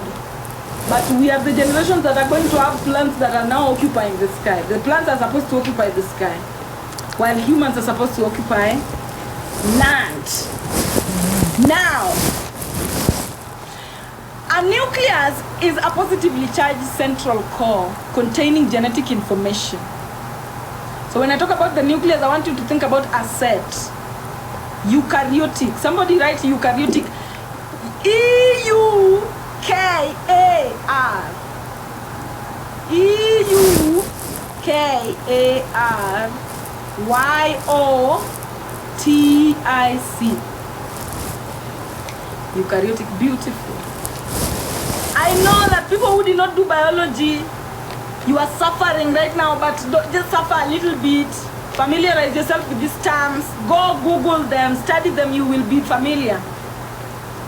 You will be familiar. These are some of the things that we were supposed to be taught in school in this way that I'm teaching it now. But because, colonialism, patriarchy, let me not even say colonialism, because patriarchy is a colonizer anyway at the end of the day. Patriarchy are sperms that colonize the woman's body, which is the ovum. So patriarchy is a natural colonizer. So because of patriarchy, the world has become mediocre. And patriarchy is mediocre, guys. Patriarchy is mediocre. The world is now mediocre because it has been a patriarchal world. There's not so much inspiration going on. But when women become in charge, you'll see there'll be a lot of order, a lot of inspiration, a lot of spiritual things. But the world is now mediocre. A lot of people want to exit. A lot of people are having mental health issues because the world has become mediocre. This is not how it was supposed to be. We were supposed to come here, find trees that reach the sky and beyond. We were supposed to come here and find people that are interesting to see, to look at, to listen to. We were supposed to find artists that when one performance from them changes your entire life. Those are the things that we were supposed to find here. But because patriarchy was bombing everything, now we are left with a mediocre world that is Gunda. Luos would call it Gunda. Gunda is Pinidong Gunda Joa, Pinidong Gunda. Pinidong Gunda is the world is becoming barren. The world is becoming barren. Why? Because of patriarchy. The world is becoming barren because of patriarchy. The world is becoming barren because of patriarchy. Patriarchy is also in China, my dear. Patriarchy is everywhere. The Greeks, they infiltrated everywhere, including that China red note that you're talking about. And I'm telling you, as long as black people, the black woman is not awake, everybody's asleep. There's no place that was left untouched. The moment they touched the black woman, they touched everyone, everywhere. That's why everybody, everywhere, started becoming ashamed of their black people. Black people are everywhere. Black people are in Australia. Black people are in Oceania. Black people are in Asia, everywhere. But in those places, black people were treated the same and are still being treated the same up to today. Black people are in India, treated like trash up to today. The entire world accepted the Greeks' gospel. So even that red note that you're talking about, still patriarchy. You have not seen anything feminine, but you will see very soon. Patriarchy touched everyone and everyone. Maybe the only thing China did was to hold themselves back when it comes to fighting. But once the black woman was destroyed, every part of the planet was destroyed. I'm telling you, the mother is nowhere. And mother will only come from these lands that mother originated from. Mama.com is always asking me in our lifetime. Yes, it will happen in our collective lifetime. But whether you will be present or absent, now that's upon you as an individual. Because things are already happening. Right now things are already happening. The likes of Trump being where they are. And as I talk, black people, the fact that Trump is where Trump is, it is just going to put the world to be level. They are putting the world, the world has been upside down, favoring certain people and destroying certain people. Now the world is going to be put level. Nobody's favored, nobody's being destroyed.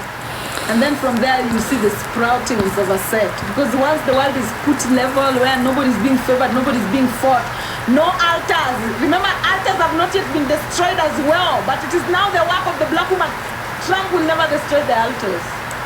It will be the job of the black women to destroy altars. But right now, I don't know where the attention of the black woman is. I'll wait. Me personally, I'll wait. I'll wait for the day the black women will see that we need to destroy the altars that have been put against a set in the entire planet. I'll wait for that particular moment, but it will never happen without the black woman's unit. And remember, the black woman doesn't do it alone. Nephthys is always waiting. In order to resurrect Asar, Nephthys and Aset work hand in hand. The black woman and the mixed woman work hand in hand to bring back Asar. Now the mixed woman is already turning. Like literally, I think they turned a long time ago. By the time we were coming on TikTok, light-skinned women and mixed women were already like, oh, we are with the black people. We were from the onward, from the word go. They've always been, we are with the black woman, we are with the black woman.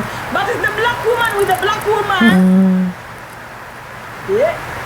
We shall see, because as black women who do spirituality, I'm telling you, the job is difficult as fuck. Because the Bantu woman is jealous as fuck. The Bantu woman does not even want the Nilotic woman to come speaking about spirituality. You guys, spirituality is yours as Bantu, yes. The Ark of the Covenant was yours to protect, yes, but did you? No.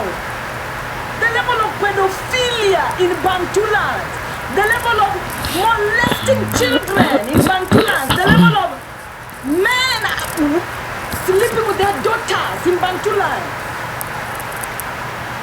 the level of step-dads,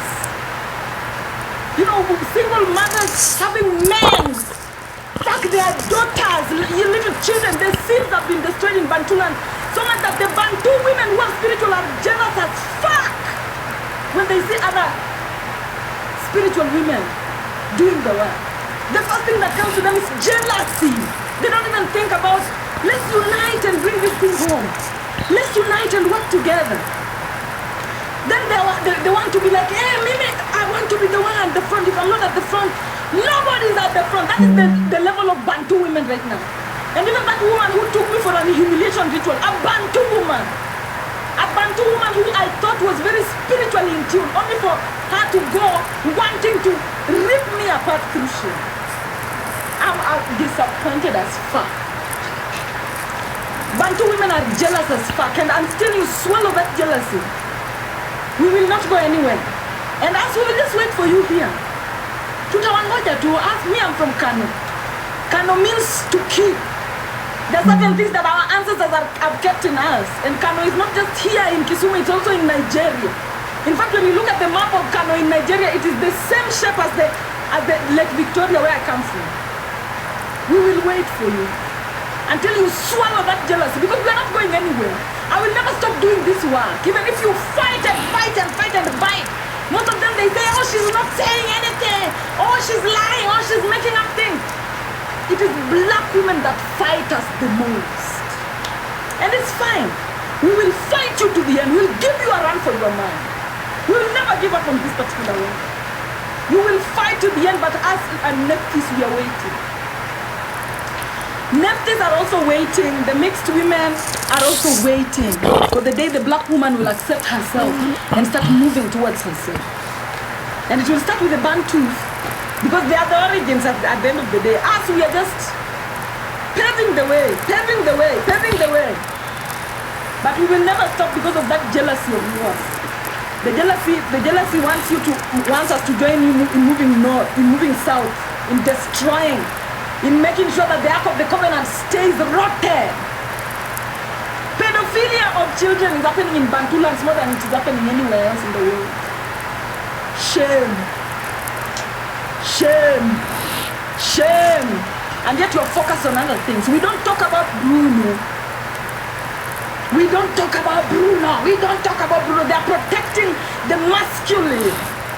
They are protecting the masculine like it is God. That is all they're busy doing. Not protecting any seeds. They don't give a fuck about how children are being treated. They don't give a fuck about where the Ark of the Covenant is. They're busy fighting. Who is more spiritual? Who is better spiritual? You know, making fun of other people's spirituality, making fun of other people's beliefs. When they create content, they want to contradict what other people are saying. Instead of them just picking your own path and moving with it so that we, you know, as I'm moving with my path, you bring your path, you bring your path, you bring your path. This thing is for us to fix together. This is a jigsaw puzzle. This is a jigsaw puzzle. And we are a team that is not united. I'm doing my part. Somebody else is doing their part. A Bantu woman is sitting somewhere dying in jealousy, not doing their part at all. Dying in jealousy, not doing their part at all. Because us know that at the end of the day, especially the Nilotics and the Nephthys women, we are very committed. A lot that I've met, we are very committed in our soul, but it's just difficult. Some are dealing with the quantum physics, some are dealing with, you know, different things. This thing is big, it's huge. You can come from any angle. But then now some Bantu women, they're coming from their angle, and then they are reaching here, they're meeting us. We are also coming from our angle, but then now they want to leave their angle. Now they want to come fight you in this angle. That, oh, you know, Bantus are the ones, you know, Bantu, as if Nilots don't exist. And a lot of them, when they talk, they leave Nilots out. Me, most of the time when I preach, I give Bantus their flowers. Just as much as I talk about the Nilots, I give everybody their flowers. But then they never even mention the Nilots. It's almost like they don't even know we exist. They don't even want us to exist. One of them was even mad that I was calling myself a Nilot. She's like, there's nothing like Nilot. There's nothing like Nilot. You just Bantu. Omera. Even though you accept that we are many here. And then you hold your peace. I hold my peace. Somebody holds their peace. We bring them together. We fix this particular thing and for all. We leave the world a better place. Rather than fighting or somebody to do what. I'm so exhausted with Bantu women. I hope that I meet better ones as I go. Though there are certain Bantu women that I have in my life that are amazing, but most, especially the spiritually in-depth ones, that I saw, and you know when I saw them for the first time, I recognized. And then later on you realize it's a fucking snake. The fuck? Some of you should be ashamed of yourself because you're not doing the work that your ancestors brought you here to do. You are here fighting with other women. You are here fighting with other spiritualists. You are here wanting to erase everybody else so that you stay, okay, Bantus were the origin. We will never dispute that. But did you stay the origin forever? No. Some people came. Others came. People have been coming. Other people have been birthed. Bantus birthed different people. And when you go back to your own history, you'll realize that you have children. But you don't even want to look at the children that you had. Me, I've never seen a Bantu woman who's teaching about her ass. It's not easy to see them talking about Nilots. They're always just selfish, talking about themselves. And they want everybody else to come and now get into the, abandon their own origin and get into them. It is not possible. Come with your own identity, somebody else come with their own identity, and then we move together as well. Yeah, it's very sad. And that's why we will never get anywhere as women as long as Bantu women are still jealous as fuck, still being killed with jealousy. And most of them are also digmatized with men. When you get close to them, they just think you want their man. Aye, Mimi, certain level. Me, certain level of engagement with women, I don't want. I'll never. In fact, when I see you right now, I'm even happy that my discernment level is very high. The moment I see that you're jealousy based, jealousy kills. The moment I see that you're jealousy based, nimekwenda nikiendanga kabisa.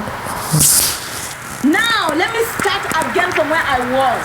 I'm sorry for that detour, but it was very necessary. Bantu women need to do better. You are the ones that are connected to the origin. You are very connected to back, behind, to the origins, the beginnings of things.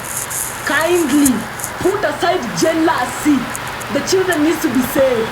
The seeds need to be conserved. We need to put this particular universe to run in the way that it's supposed to be running so that the future generation can enjoy.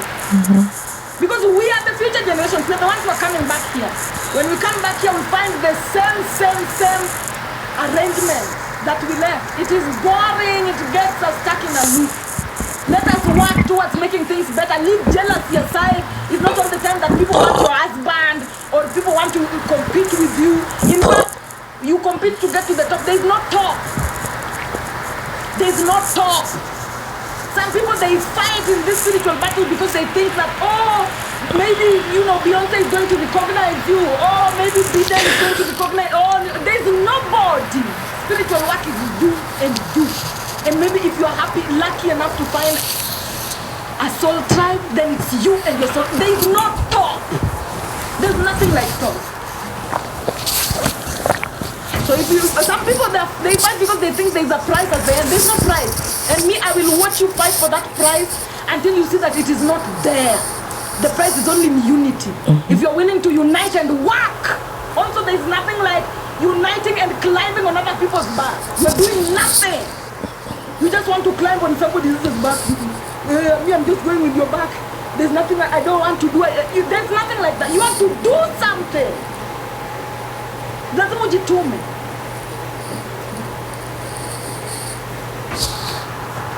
Lazima ujitume kwa hii kazi. Hakuna cha kukaa bandwagon. You're just climbing somebody's back. You want to swim with them. There's nothing. We swim together. We don't carry each other. You swim there, I swim here, we go. If you cannot swim there, stay behind. We go with the people who can swim. We go.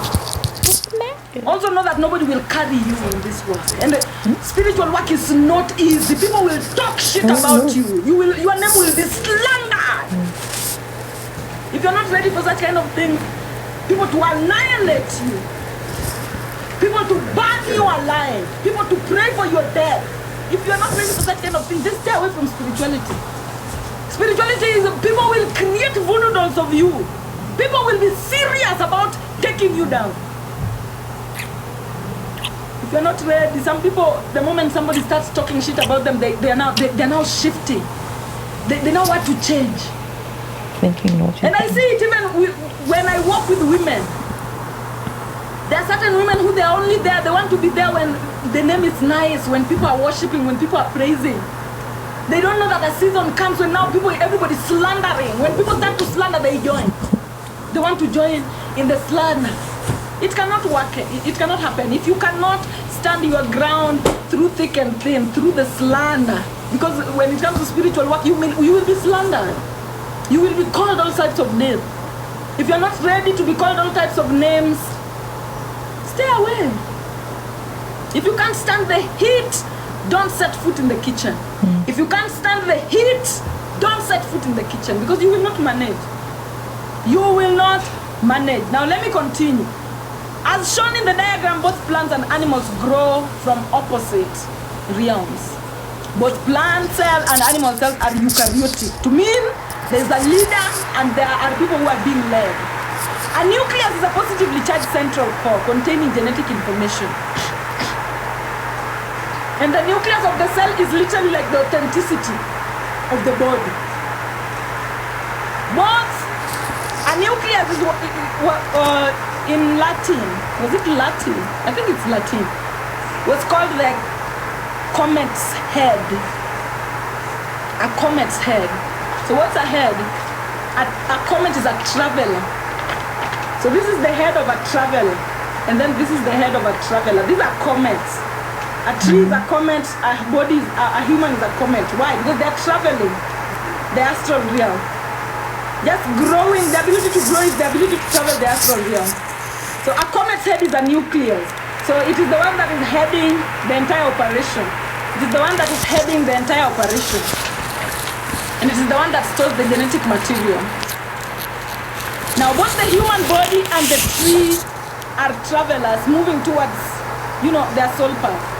Eukaryotic cells have a nucleus to mean they are travelers heading towards specific locations genetically. While prokaryotic are undefined, no nucleus, they are unfinished organisms. They're still under the process of being made. So remember that even as human beings, we have human beings who are full eukaryotic beings. Those are the ones that are called the chosen ones. The ones that have a point of direction where they're moving towards. And then we have other prokaryotic beings, the sleepy ones. The human beings who are asleep, they're not moving towards any direction, then they're just existing. Ogandawal. Yeah, what they call it. So even among human beings, just know we have eukaryotic human beings and we have prokaryotic human beings. The ones that, yes, the walking dead, the ones that will come back here again and again and again to be modified. But then we have the ones that are just here to move to a certain direction, and once they come out of here, they're out. They're not coming back. Because they are travelers of the astral. Once they leave here, they're going to another dimension to travel them. And I told you that we are all travelers.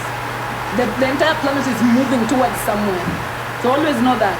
Plant cells are the original Bantus, which are feminine, while animal cells are the original Niloids. So guess what? Plants came before animals. So if you want to know who are the divine feminines of the planet, the plants. And they will tell you divine feminine energy behavior. Plants, whether you come there tomorrow, plant will never follow you home. A plant is always stuck where it is. You either come to it or you don't come at all. They don't move, and that is how divine feminine energy is. So plants were the first divine feminines. They were the first Bantus. That's why they are associated with Bantus even up to today. But the first thing that will tell you this is Bantu lands is the plants. They are the ones that are dominating the Bantu land. So the plant cells are originally Bantus, while the animal cells are originally Niloids, the movers. The plant cells were born to move, roam around. They don't stay stationary. When you leave an animal there, tomorrow you come, you find it is not there. They are movement oriented. Even the way the cells are made, they are made to be movement oriented. Now plant cells, like Bantu and feminine, don't move. While animal cells like Niloids and masculines, they move. So now plant cells have cell walls that make them rigid, regular in shape and organized. So listen, the divine feminine is the most organized. Why? Baby. Men don't have this.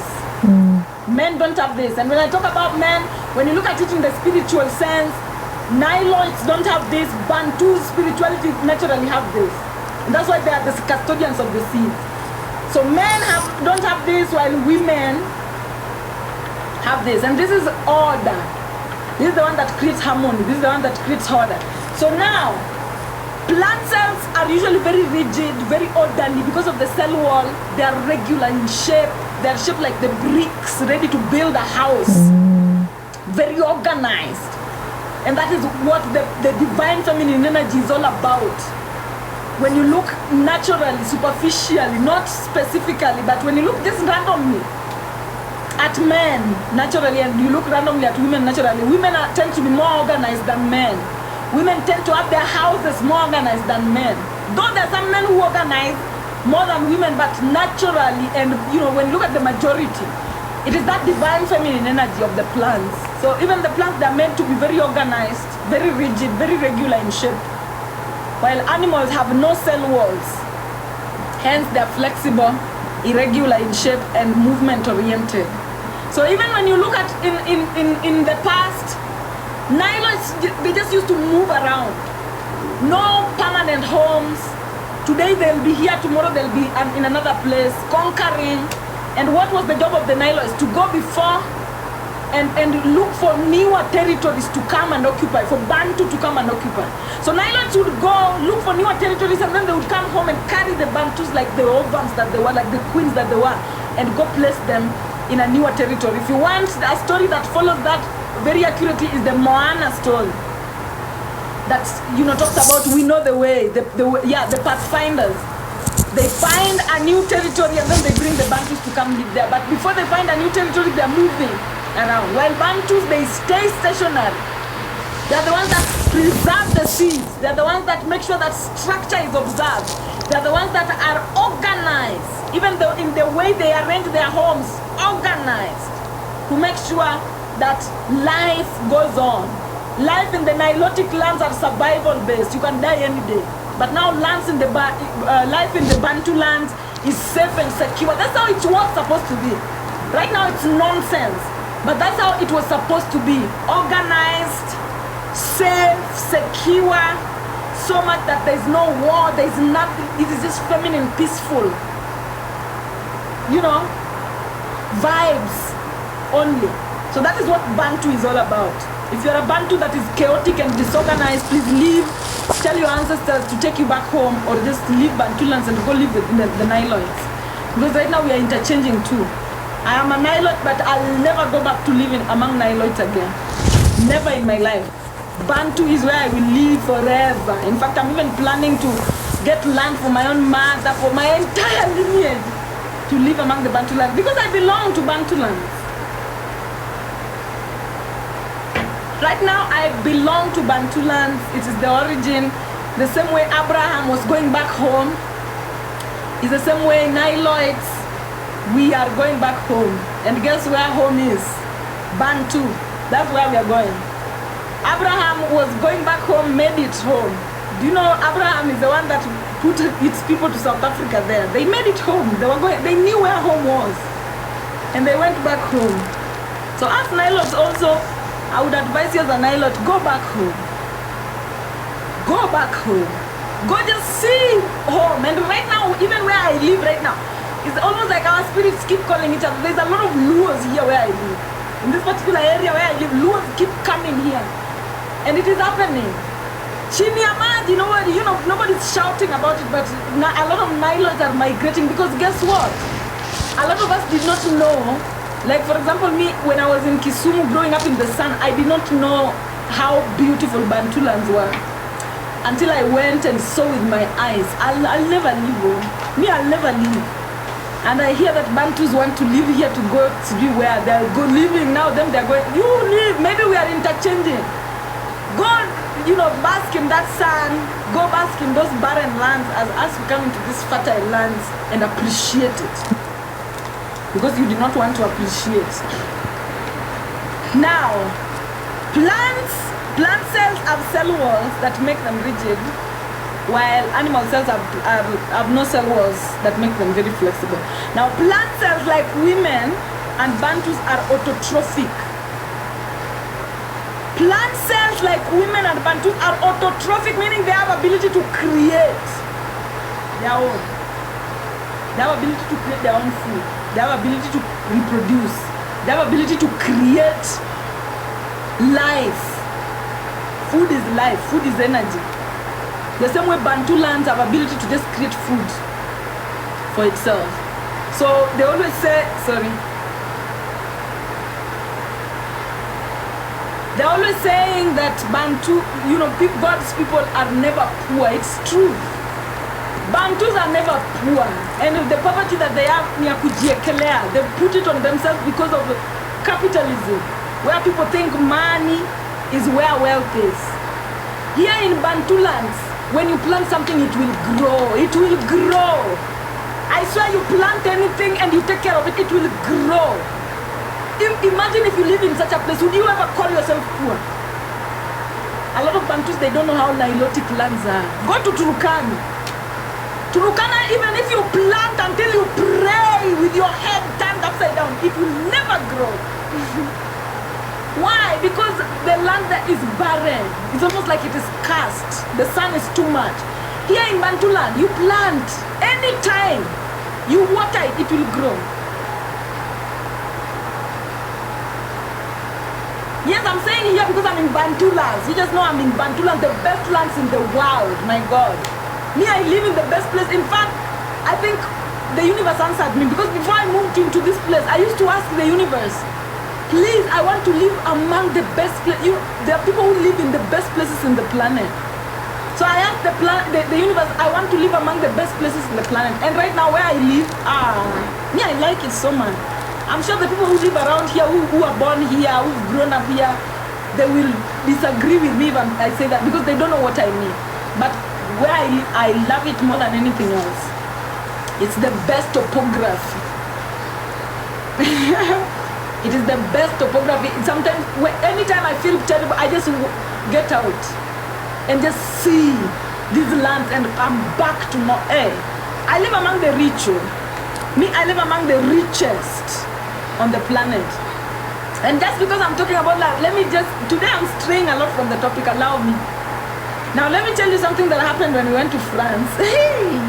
So guys, when we went to France, and now that a lot of things are coming out about France, I just feel like it was a target or something. So we went to France,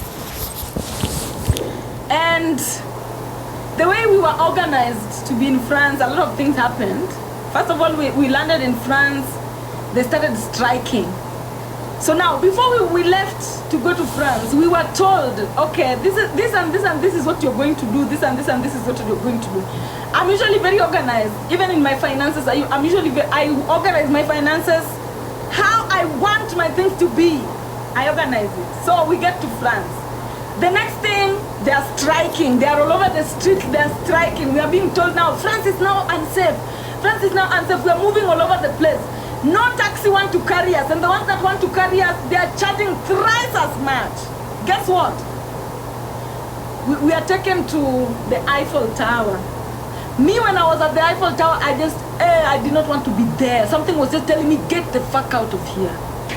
Get the fuck out of here. But there was no way I could get out of the Eiffel Tower alone. The people I was with were really enjoying the Eiffel Tower. They wanted to be there for so long. Me, I was emaciated. I did not want to be there. So, the woman that took us to France, she says, oh, I want to go back home. She was based in France. But I'm going to leave you guys here, and you will go home after you're done enjoying the Eiffel Tower. Me, I told her, I don't want to stay. I want to go. I don't want to stay here. Then they can stay, but me, I want to go. She pleaded with me to still stay. I did not want to stay. I just told her, no, I want to go. Then she told me, okay, if you want to come with me, you're going to pay for your own taxi. Wazungu. Well, Zungu ni watu. See. Because if it is Africa here, if I'm the one in charge of people, she told me, you're going to pay for your own taxi, you're going to pay for your own. I told her, okay, fine, I'm going to pay for my own taxi or whatever. Guys, I get into the taxi. This taxi guy drops this woman, because this woman was French. So they knew how to speak to each other. She gets dropped. And then this guy just started rounding with me towel. So you know me, I don't know how to speak French like the way I speak English like this. I wouldn't start an argument with someone in French, because I don't know the words completely. So this guy was rounding with me the same place almost thrice. And you know, in France, the taxis are counting. And I know that he's rounding with me, and I cannot do anything. He rounded with me until the money accumulated so much. And then he just dropped me to where I was going, which was so close. And then just gave me the bill. The bill was, it took all the money that I was supposed to pay that day for the taxi, plus the money that I was supposed to pay tomorrow to go to the airport. Guys, I paid that particular money, all of it. Now I don't have the money to go to the airport tomorrow. I'm stressed. I start being stressed. I start walking around. Do you know, when I was walking around France, I surrounded the entire town, and I was just saying, please Lord. During that time, there was this sound that was trending on TikTok. It was saying, please Lord, make me the biggest star the world has ever seen, so that I can make it out of whatever fire. But I modified it to my own, and so I said, please Lord, make me the biggest star the world has ever seen, so that I make it to the top of the food chain. I think I said those words almost 40 times when I was in France. because I did not know how to channel the rage. I did not know how to channel that rage that guy just gave me. Now I don't. And tomorrow the taxi that was supposed to be picking us, it was timed. They're coming at a particular time and they strike. If we be late even a little bit, I'm left in France in the snow. Guess what? We were there with Nigeria. There was a guy called John Ike. I will never forget him in my life. And that was when I started, just getting so close to my thoughts about Nigeria, because I always knew Nigeria is back of the brain. So what was happening in the back of my mind was just telling me, ask John Ike, and then when you get to Kenya, ask John Ike, and then when you get to Kenya, you will find. Ask John Ike, and then. So I had to gather a lot of courage, a lot of confidence, a lot of courage to ask John Ike to stand in for me in my transport for that day to the airport, so that I give him back the money when I come back to Kenya. But I did not know that he was going to give me. And if John Ike wouldn't have given me that money, I would have been left in France in the snow, in the middle of a strike of people fighting. It would have been fucked up for me. I would have died, and nobody would have given a fuck, because that is how they were behaving. Like, they will not give a fuck if you remain. They just told us, just make sure you are out by this particular time. So guess what? I asked John Ike. I just gathered courage and I told John, I need this amount of money for my taxi tomorrow, and then I'll pay you back the moment I get to Kenya. John Ike did not even tell me. He just told me, my sister, you don't pay me back. Oh, here's the money. Take up. Yani John Ike gave me money like he was waiting for me to go ask. And every time you are stuck, I'll just tell you, and there's a Nigerian around, listen to what is at the back of your brain. Listen to what is at the back of your brain, because Nigerians are usually aligned with that particular shit. I've confirmed this so many times, but John Ike just told me, my sister, no need to pay me, just get the money. Yani, he just gave me the money like that, and I survived leaving France just like that, because the people who took us there, they had already left. They were like, okay, your taxi is figured, everything is figured, bye. And looking at it slowly, I've been thinking about it slowly, looking at it slowly. I feel like these people just wanted some of us to just stay in France and suffer and die there. I just feel like they wanted that to happen with us. And because of John Ike, because of my Nigerian thoughts, because of me going to the back of my mind and saying what I said, I was able to live there. And also just me walking in the town and reciting whatever I was reciting. It has come to, like, it has been happening so much. Getting to that top of the food chain, getting to the top of the food web, getting to the top of the food web. I just wanted to get to the top of the food web, and I said that surrounding the entire France with all that energy. And I'm moving to the top of the food chain, I'm telling you. I'm moving to the top of the food web. So yeah, I don't know why I started telling you that story, but I just wanted you to know that sometimes you just listen to what is happening and acting accordingly, because it was so fast. I needed to act so fast, and I did not know how to act. But I acted, and my Nigerian guy came into place for me. Later on, when I was in Kenya, I still called him to confirm that, please let me send you the money. And he was like, no, my sister, I will never forget John Ike. I will never forget John Ike. I will forever give John Ike a shout out. I'm always praying for John Ike. He's on the top of the list of my Nigerians that I really, whose spirits I really resonate with. So yeah, that happened. And after we left, the whatever, how do we call them? The protests did not last as much, and the protest just started when we were there. When we were there is when the protest started. So me, France, I don't like you. Whether that guy that he stole from me just without empathy. Maybe he would have even rounded with me just once, but he rounded and rounded and rounded until Anyway, and I could not tell him anything because I did not know how to tell him, how to talk to him. So yeah, that happened. Anyway, let me continue. I know I'm straying too much today, but let me continue. I hope you learned something about that from that particular story of mine.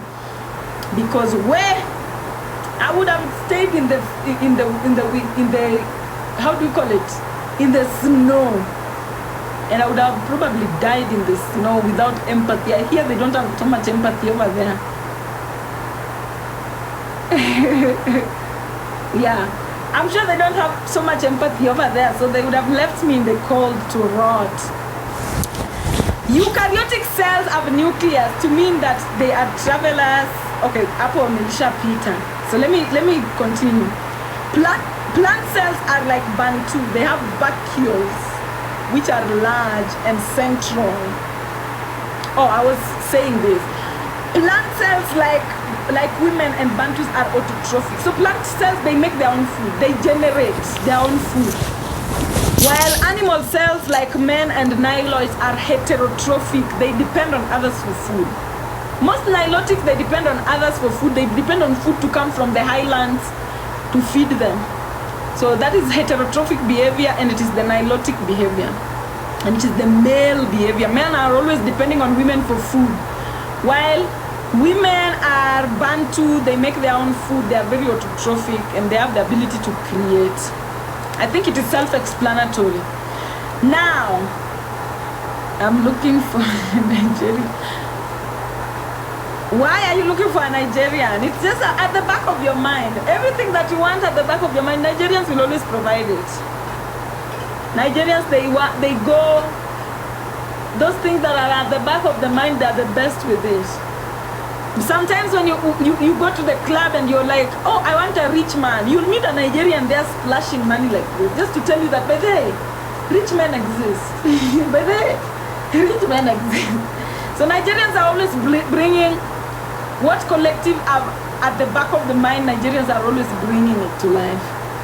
That's what I believe, by the way. That's the thought that I believe about not just Nigerians, but West Africans. Let me say West Africans. Because Nigeria is a country invented by the Berlin Conference.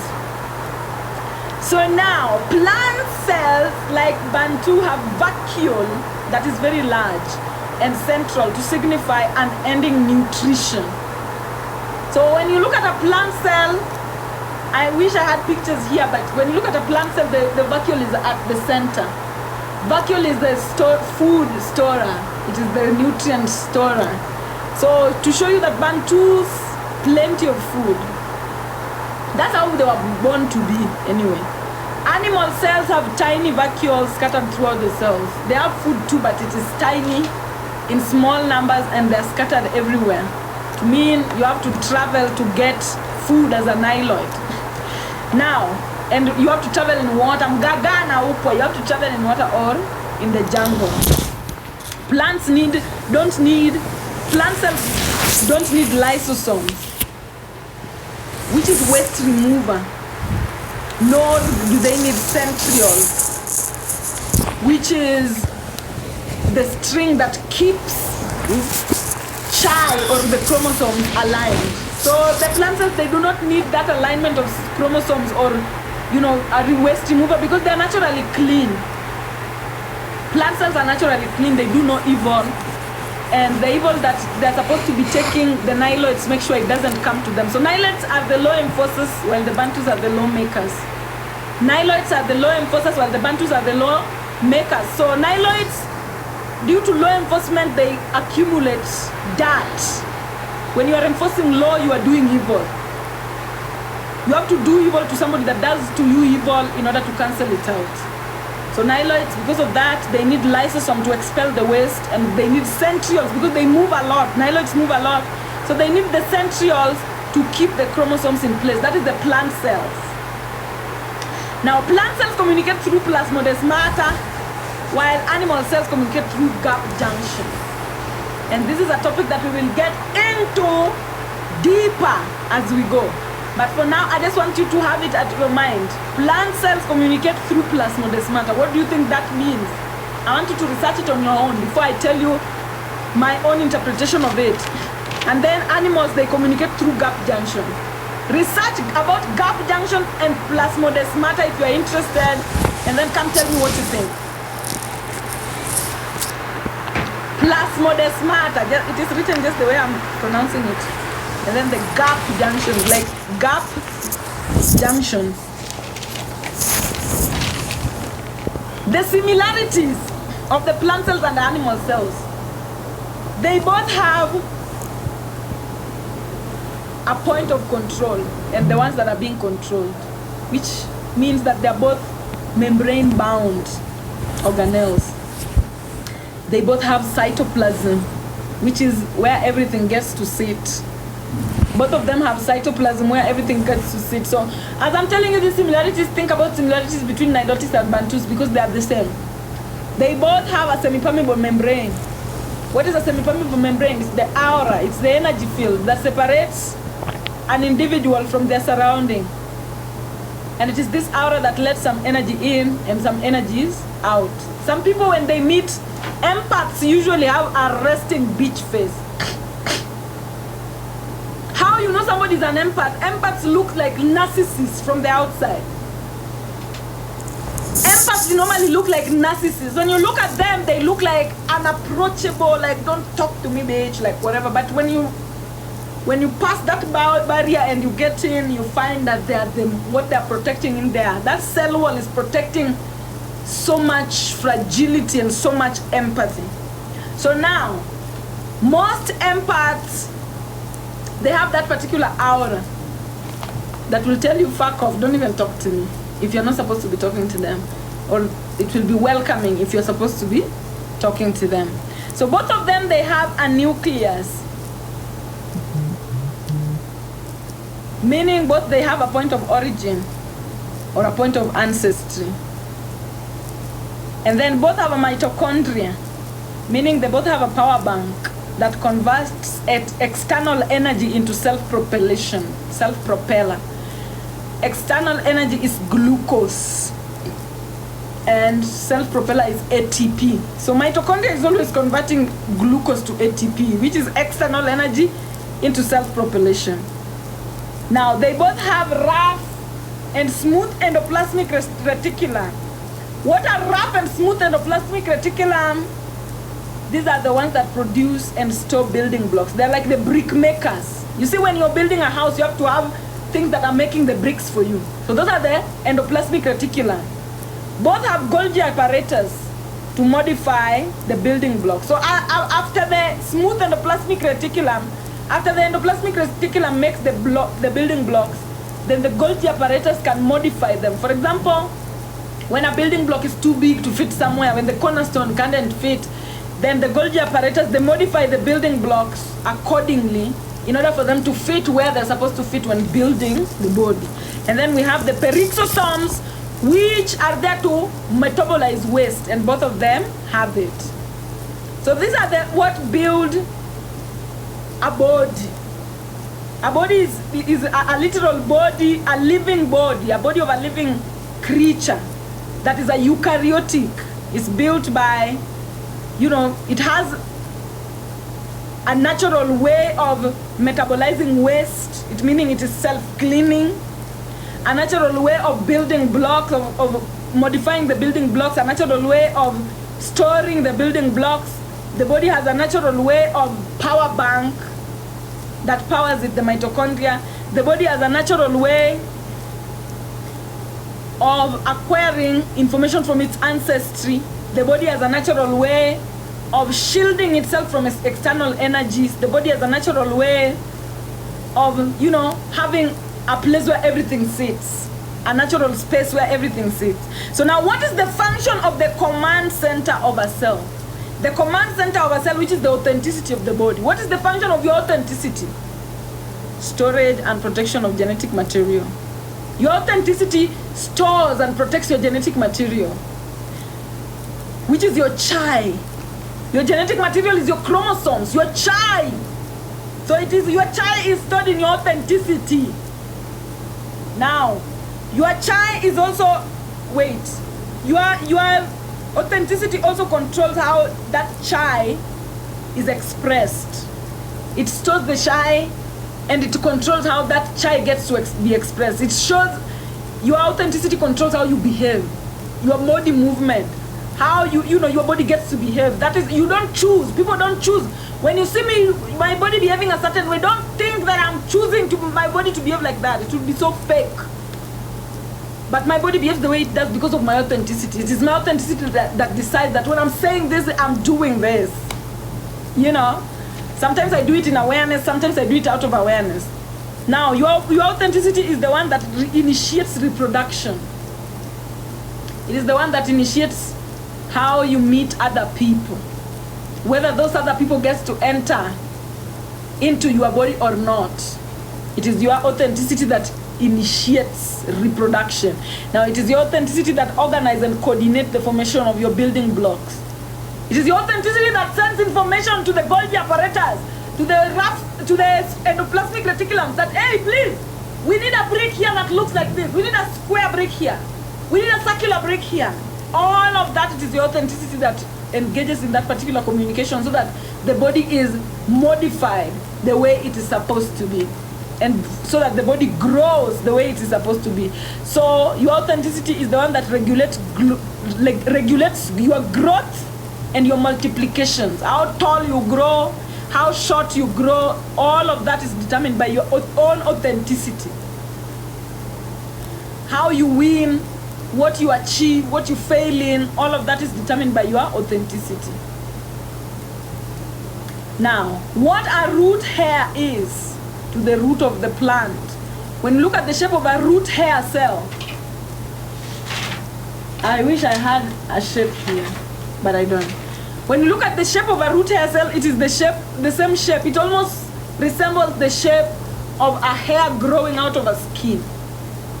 So what the hair that grows out of the skin is to the body is the same thing that a root hair cell is to the tree or is to the plant.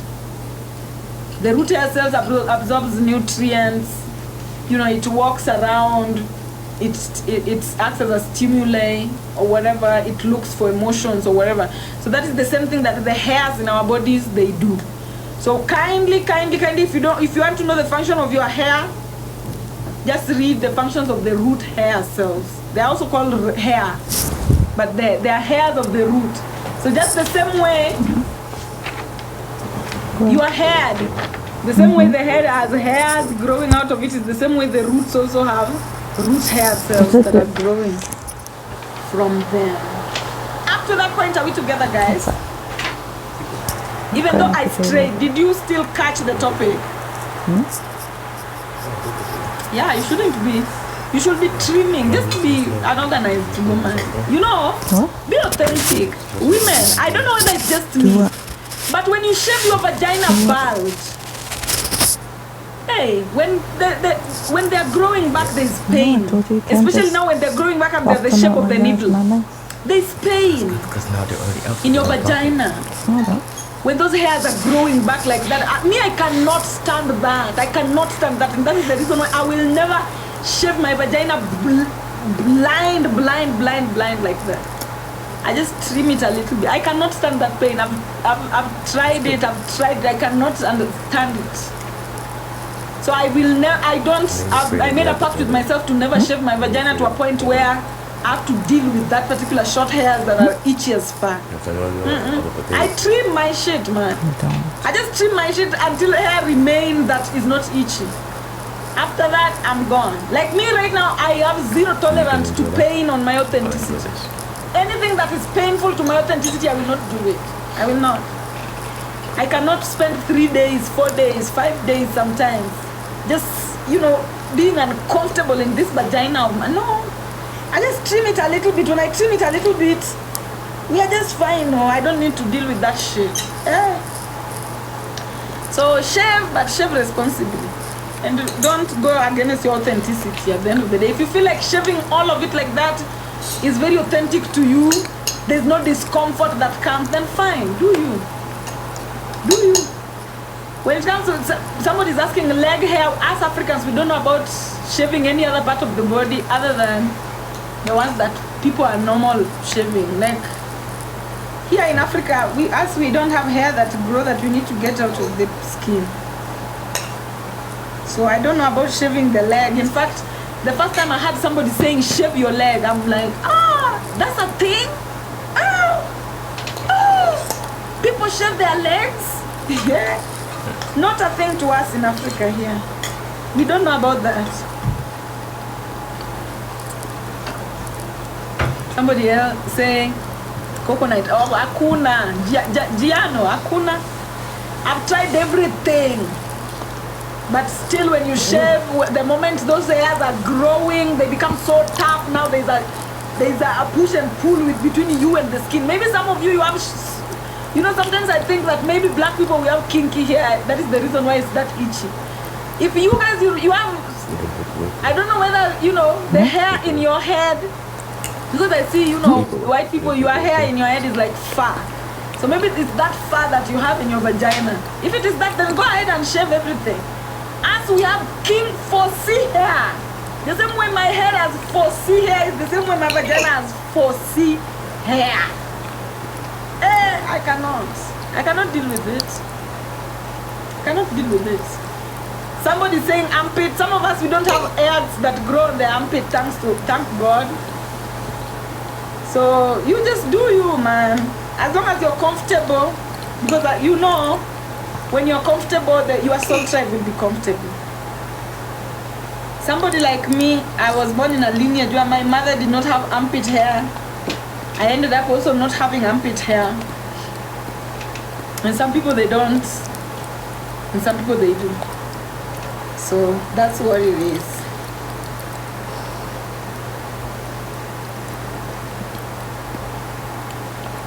Fat Fury Kitty is beautiful too. Yeah, just do you. Do you. By the way, just do you. In these things, we just say do. If you're, some people can stand the pain of surgery. If somebody can stand the pain of surgery, what is the pain of shaving? So you choose your pain. Me, there's certain pains I cannot even stand the pain of a cloth pinching my skin.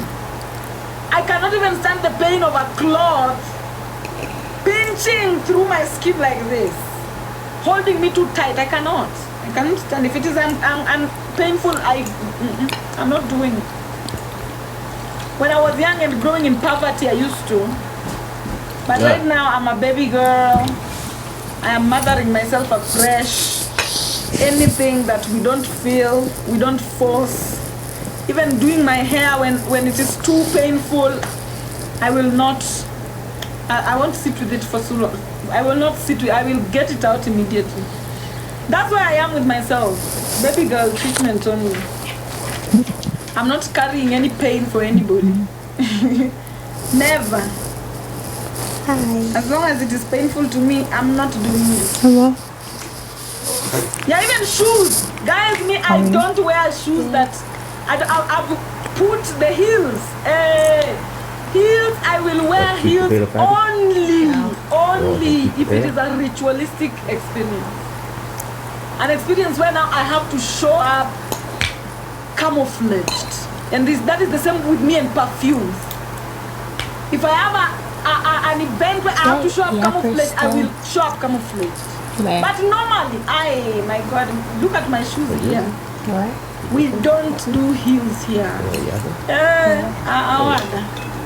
On a normal basis, never. For me to show up with heels and perfumes for you, just know I'm coming to camouflage as fuck. When I'm coming to camouflage, you will not even hear my pheromones anywhere. Checking a name for everyone, Fatty. You will not even hear my pheromones. Me. But if I don't need to camouflage, if I'm in my comfort area, if I'm with my soul tribe, everybody I'm comfortable with,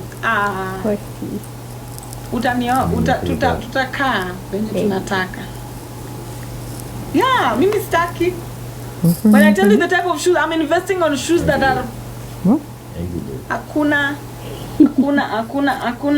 heel, and just to show you, because my shoes are here. Mimi, these are the shoes that I wear.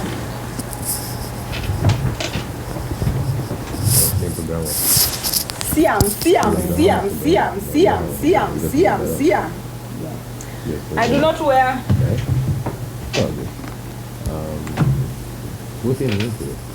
I do not wear stuff that are no. No, I can't see it.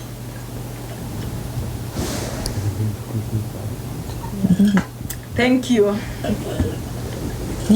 I just said I don't want. These are the things I wear. There are still many there. I have a whole collection. Heels, niko nazo, maybe tatu, mbili, for camouflaging. For camouflaging. Only when I'm going in areas where people don't even know themselves, then I can wear heels. But if I'm going to hang out with people who know themselves, and I know myself, and we're just going to hang out to know each other, I'm never wearing heels. Never. Yeah.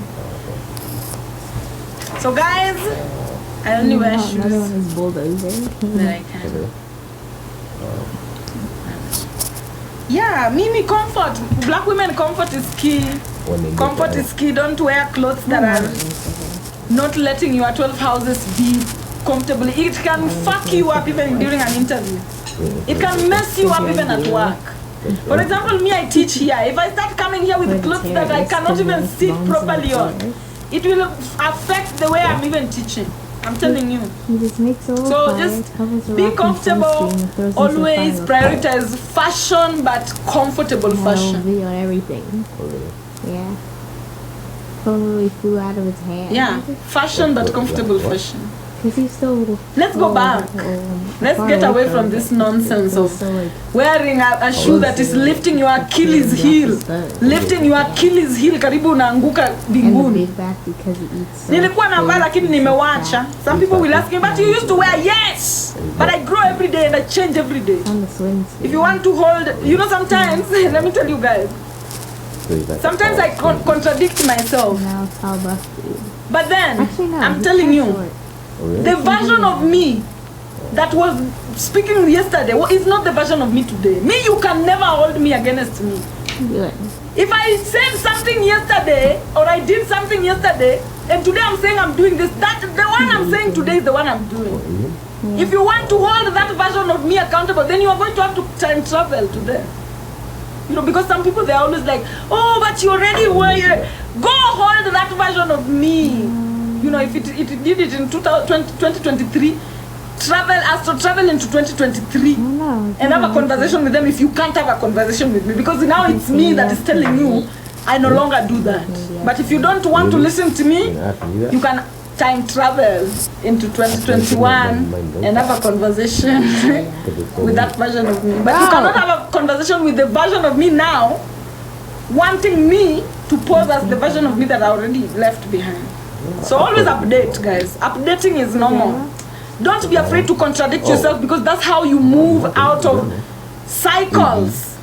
If you're somebody who you want to stand your ground, like, you know, me, I've always worn heels. Now I cannot stop now. I cannot stop because I'll be contradicting myself. You will not cross cycles. You will not close cycles. You'll stay in a loop. You will stay in a loop, repeating a loop, repeating a loop. Contradict yourself and forgive yourself for the things you did when you did not know better. Always be very quick to forgive yourself for the things you did when you did not know better, and always be very quick to repent. Change your perspective. Me, I change my perspective every day. Because you cannot hold me to a past version of myself. If you want to hold a past version of myself accountable, you are going to have to time travel to them. Because they no longer exist here. Because I know you're waiting for me to do something. Yeah. I'm not do anything. Good. Always hold people accountable. Like I see Americans, even though I'm an American now, but I see Americans have a habit of holding people accountable to the past version of themselves so much. They are holding their politicians so much to the past version of themselves. Me, if I was your politician, I'd tell you, time travel to that person. If you want to have a conversation with me, I'm an updated version. If you want to talk to an iPhone 7 version of me, you are going to travel to iPhone 7. Now this is iPhone 16. iPhone 16. iPhone 16, that was iPhone 7. So which one do you want to have a conversation with? Can she see me? Because you cannot have a conversation with both in the same boat. When you're talking to me now, you're talking to iPhone 16. If you want to talk to the iPhone 7, go try and travel to the iPhone 7. Summon them, because there is a way in which you can summon spirits. Go summon them and talk to them. Mimi, I'm iPhone 16. Imeingia ama haijaingia? Imeingia ama haijaingia? Let people hold. If somebody wants to hold a past version of you accountable, let them time travel to them. If they cannot time travel to them, then let them listen to the current version. And I'm telling you, my current version is no heels, no shaving, no, what else did I say? No perfumes, just anyhow. No pads. I free flow as fuck. I was seeing some people say that, oh, but pads are so messy. I don't like encountering blood. Now if they hear I'm as free flow, so watakufa. Some people, they don't use pads, they use only tampons because they think pads are disgusting. Now if they hear that as we are free flowing, watakufa. So those are some of the things I do that I'm not ashamed of. And I hope that someday I will teach other people to get into the practice. Someday I will come here and tell you, get ready with me on my periods day, so that I show you everything that I do, but not yet. And especially when they are not yet paying Africans. Guys, I see you're seeing that, what's this free flowing? Just not putting anything in the vagina when the blood is coming out. Some people are wondering, like, why am I not posting? Why am I not posting also, like, for the public? Guys, when they start paying Africans, you will not ask that question. When they start paying Africans for content, you will see you will see content. For now, I will not go out of my way for shit. I will not go out of my way for things that are not, it is not even reasonable that we are on the same platform. Some people are being paid to create content and some people are not being paid. It is still nonsense. You know, the grounds are still not level. When I tell you grounds are not level, grounds are still not level. But I know with time, they're going to start paying Africans too for views. When they start doing that, ndio sasa mtajua ni akina nani content creators ya Afrika. Sasa hii bado wacha watu wangangane huko. As we are preparing for it, ndio mtajua ni akina nani content creators. Wakianza kulipa Africans for views, ndio mtajua ni akina nani content creators ya Afrika. Ndio mtajua ni akina nani wanakuanga content creators ya Afrika. For now, hakuna haja. They're still not, yeah, they don't pay Africans. Imagine. So, and I think also maybe it's aligned. Maybe our ancestors are also just telling us, you know, you need to prepare, you need to get ready. You know, some content creators, you need to get your own house, you need to get to a place where you're mentally ready to create. So that by the time we are being paid also, most of the time as within, so without. Most of the time the things that are happening outside are aligned with what are happening within. So I don't want to also get mad about it. I just want to say that it's probably astrologically aligned for Africans not to be paid right now. Maybe Africans are also promoting wrong content, wrong people, or something like that. So let's wait. When they start paying Africans, ndo mtajua kina nani ndo content creators. Because when it comes to money, when it comes to money, we are rice. We come, we show up. So when you free flow, do you deposit outside? No, when I free flow, I have my specific stuff for free flowing, my specific clothes for free flowing. When I free flow, I take my clothes after I've free flown, and then I wash my own clothes, and then I squeeze that particular blood, and I give it to my plants. I have plants, you know, so my plants need me every month. So I wash that shit, I suck that blood out, and I feed it to my plants.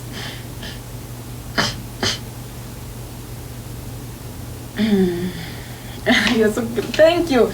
Anyway, guys, that brings me to the end. Today I have told you some of my stories. I'll keep telling you some of my weird stories. Today I've told you 2 stories, I think. Yeah. So I'll keep telling you my stories. I have many stories. I'll keep telling you the stories. Just for you to, you know, see if you can use my shit as manure. Yeah. I stay favored. Thank you very much. So anyway, guys, merci beaucoup. And mwah, see you next time. Okay, see you next time. Which next time? The next class we're going to, the people who sent me their 7 pillars, please don't miss the next class. Though I'll still remind you. I'm still going to send each and every one of you a text message, just reminding you. But please, if you are here and you need your 7 pillars, do not miss the next class. Do not miss the next class if you need your 7 pillars. So I'm going to be seeing you in the next class. Merci beaucoup and ciao, adios.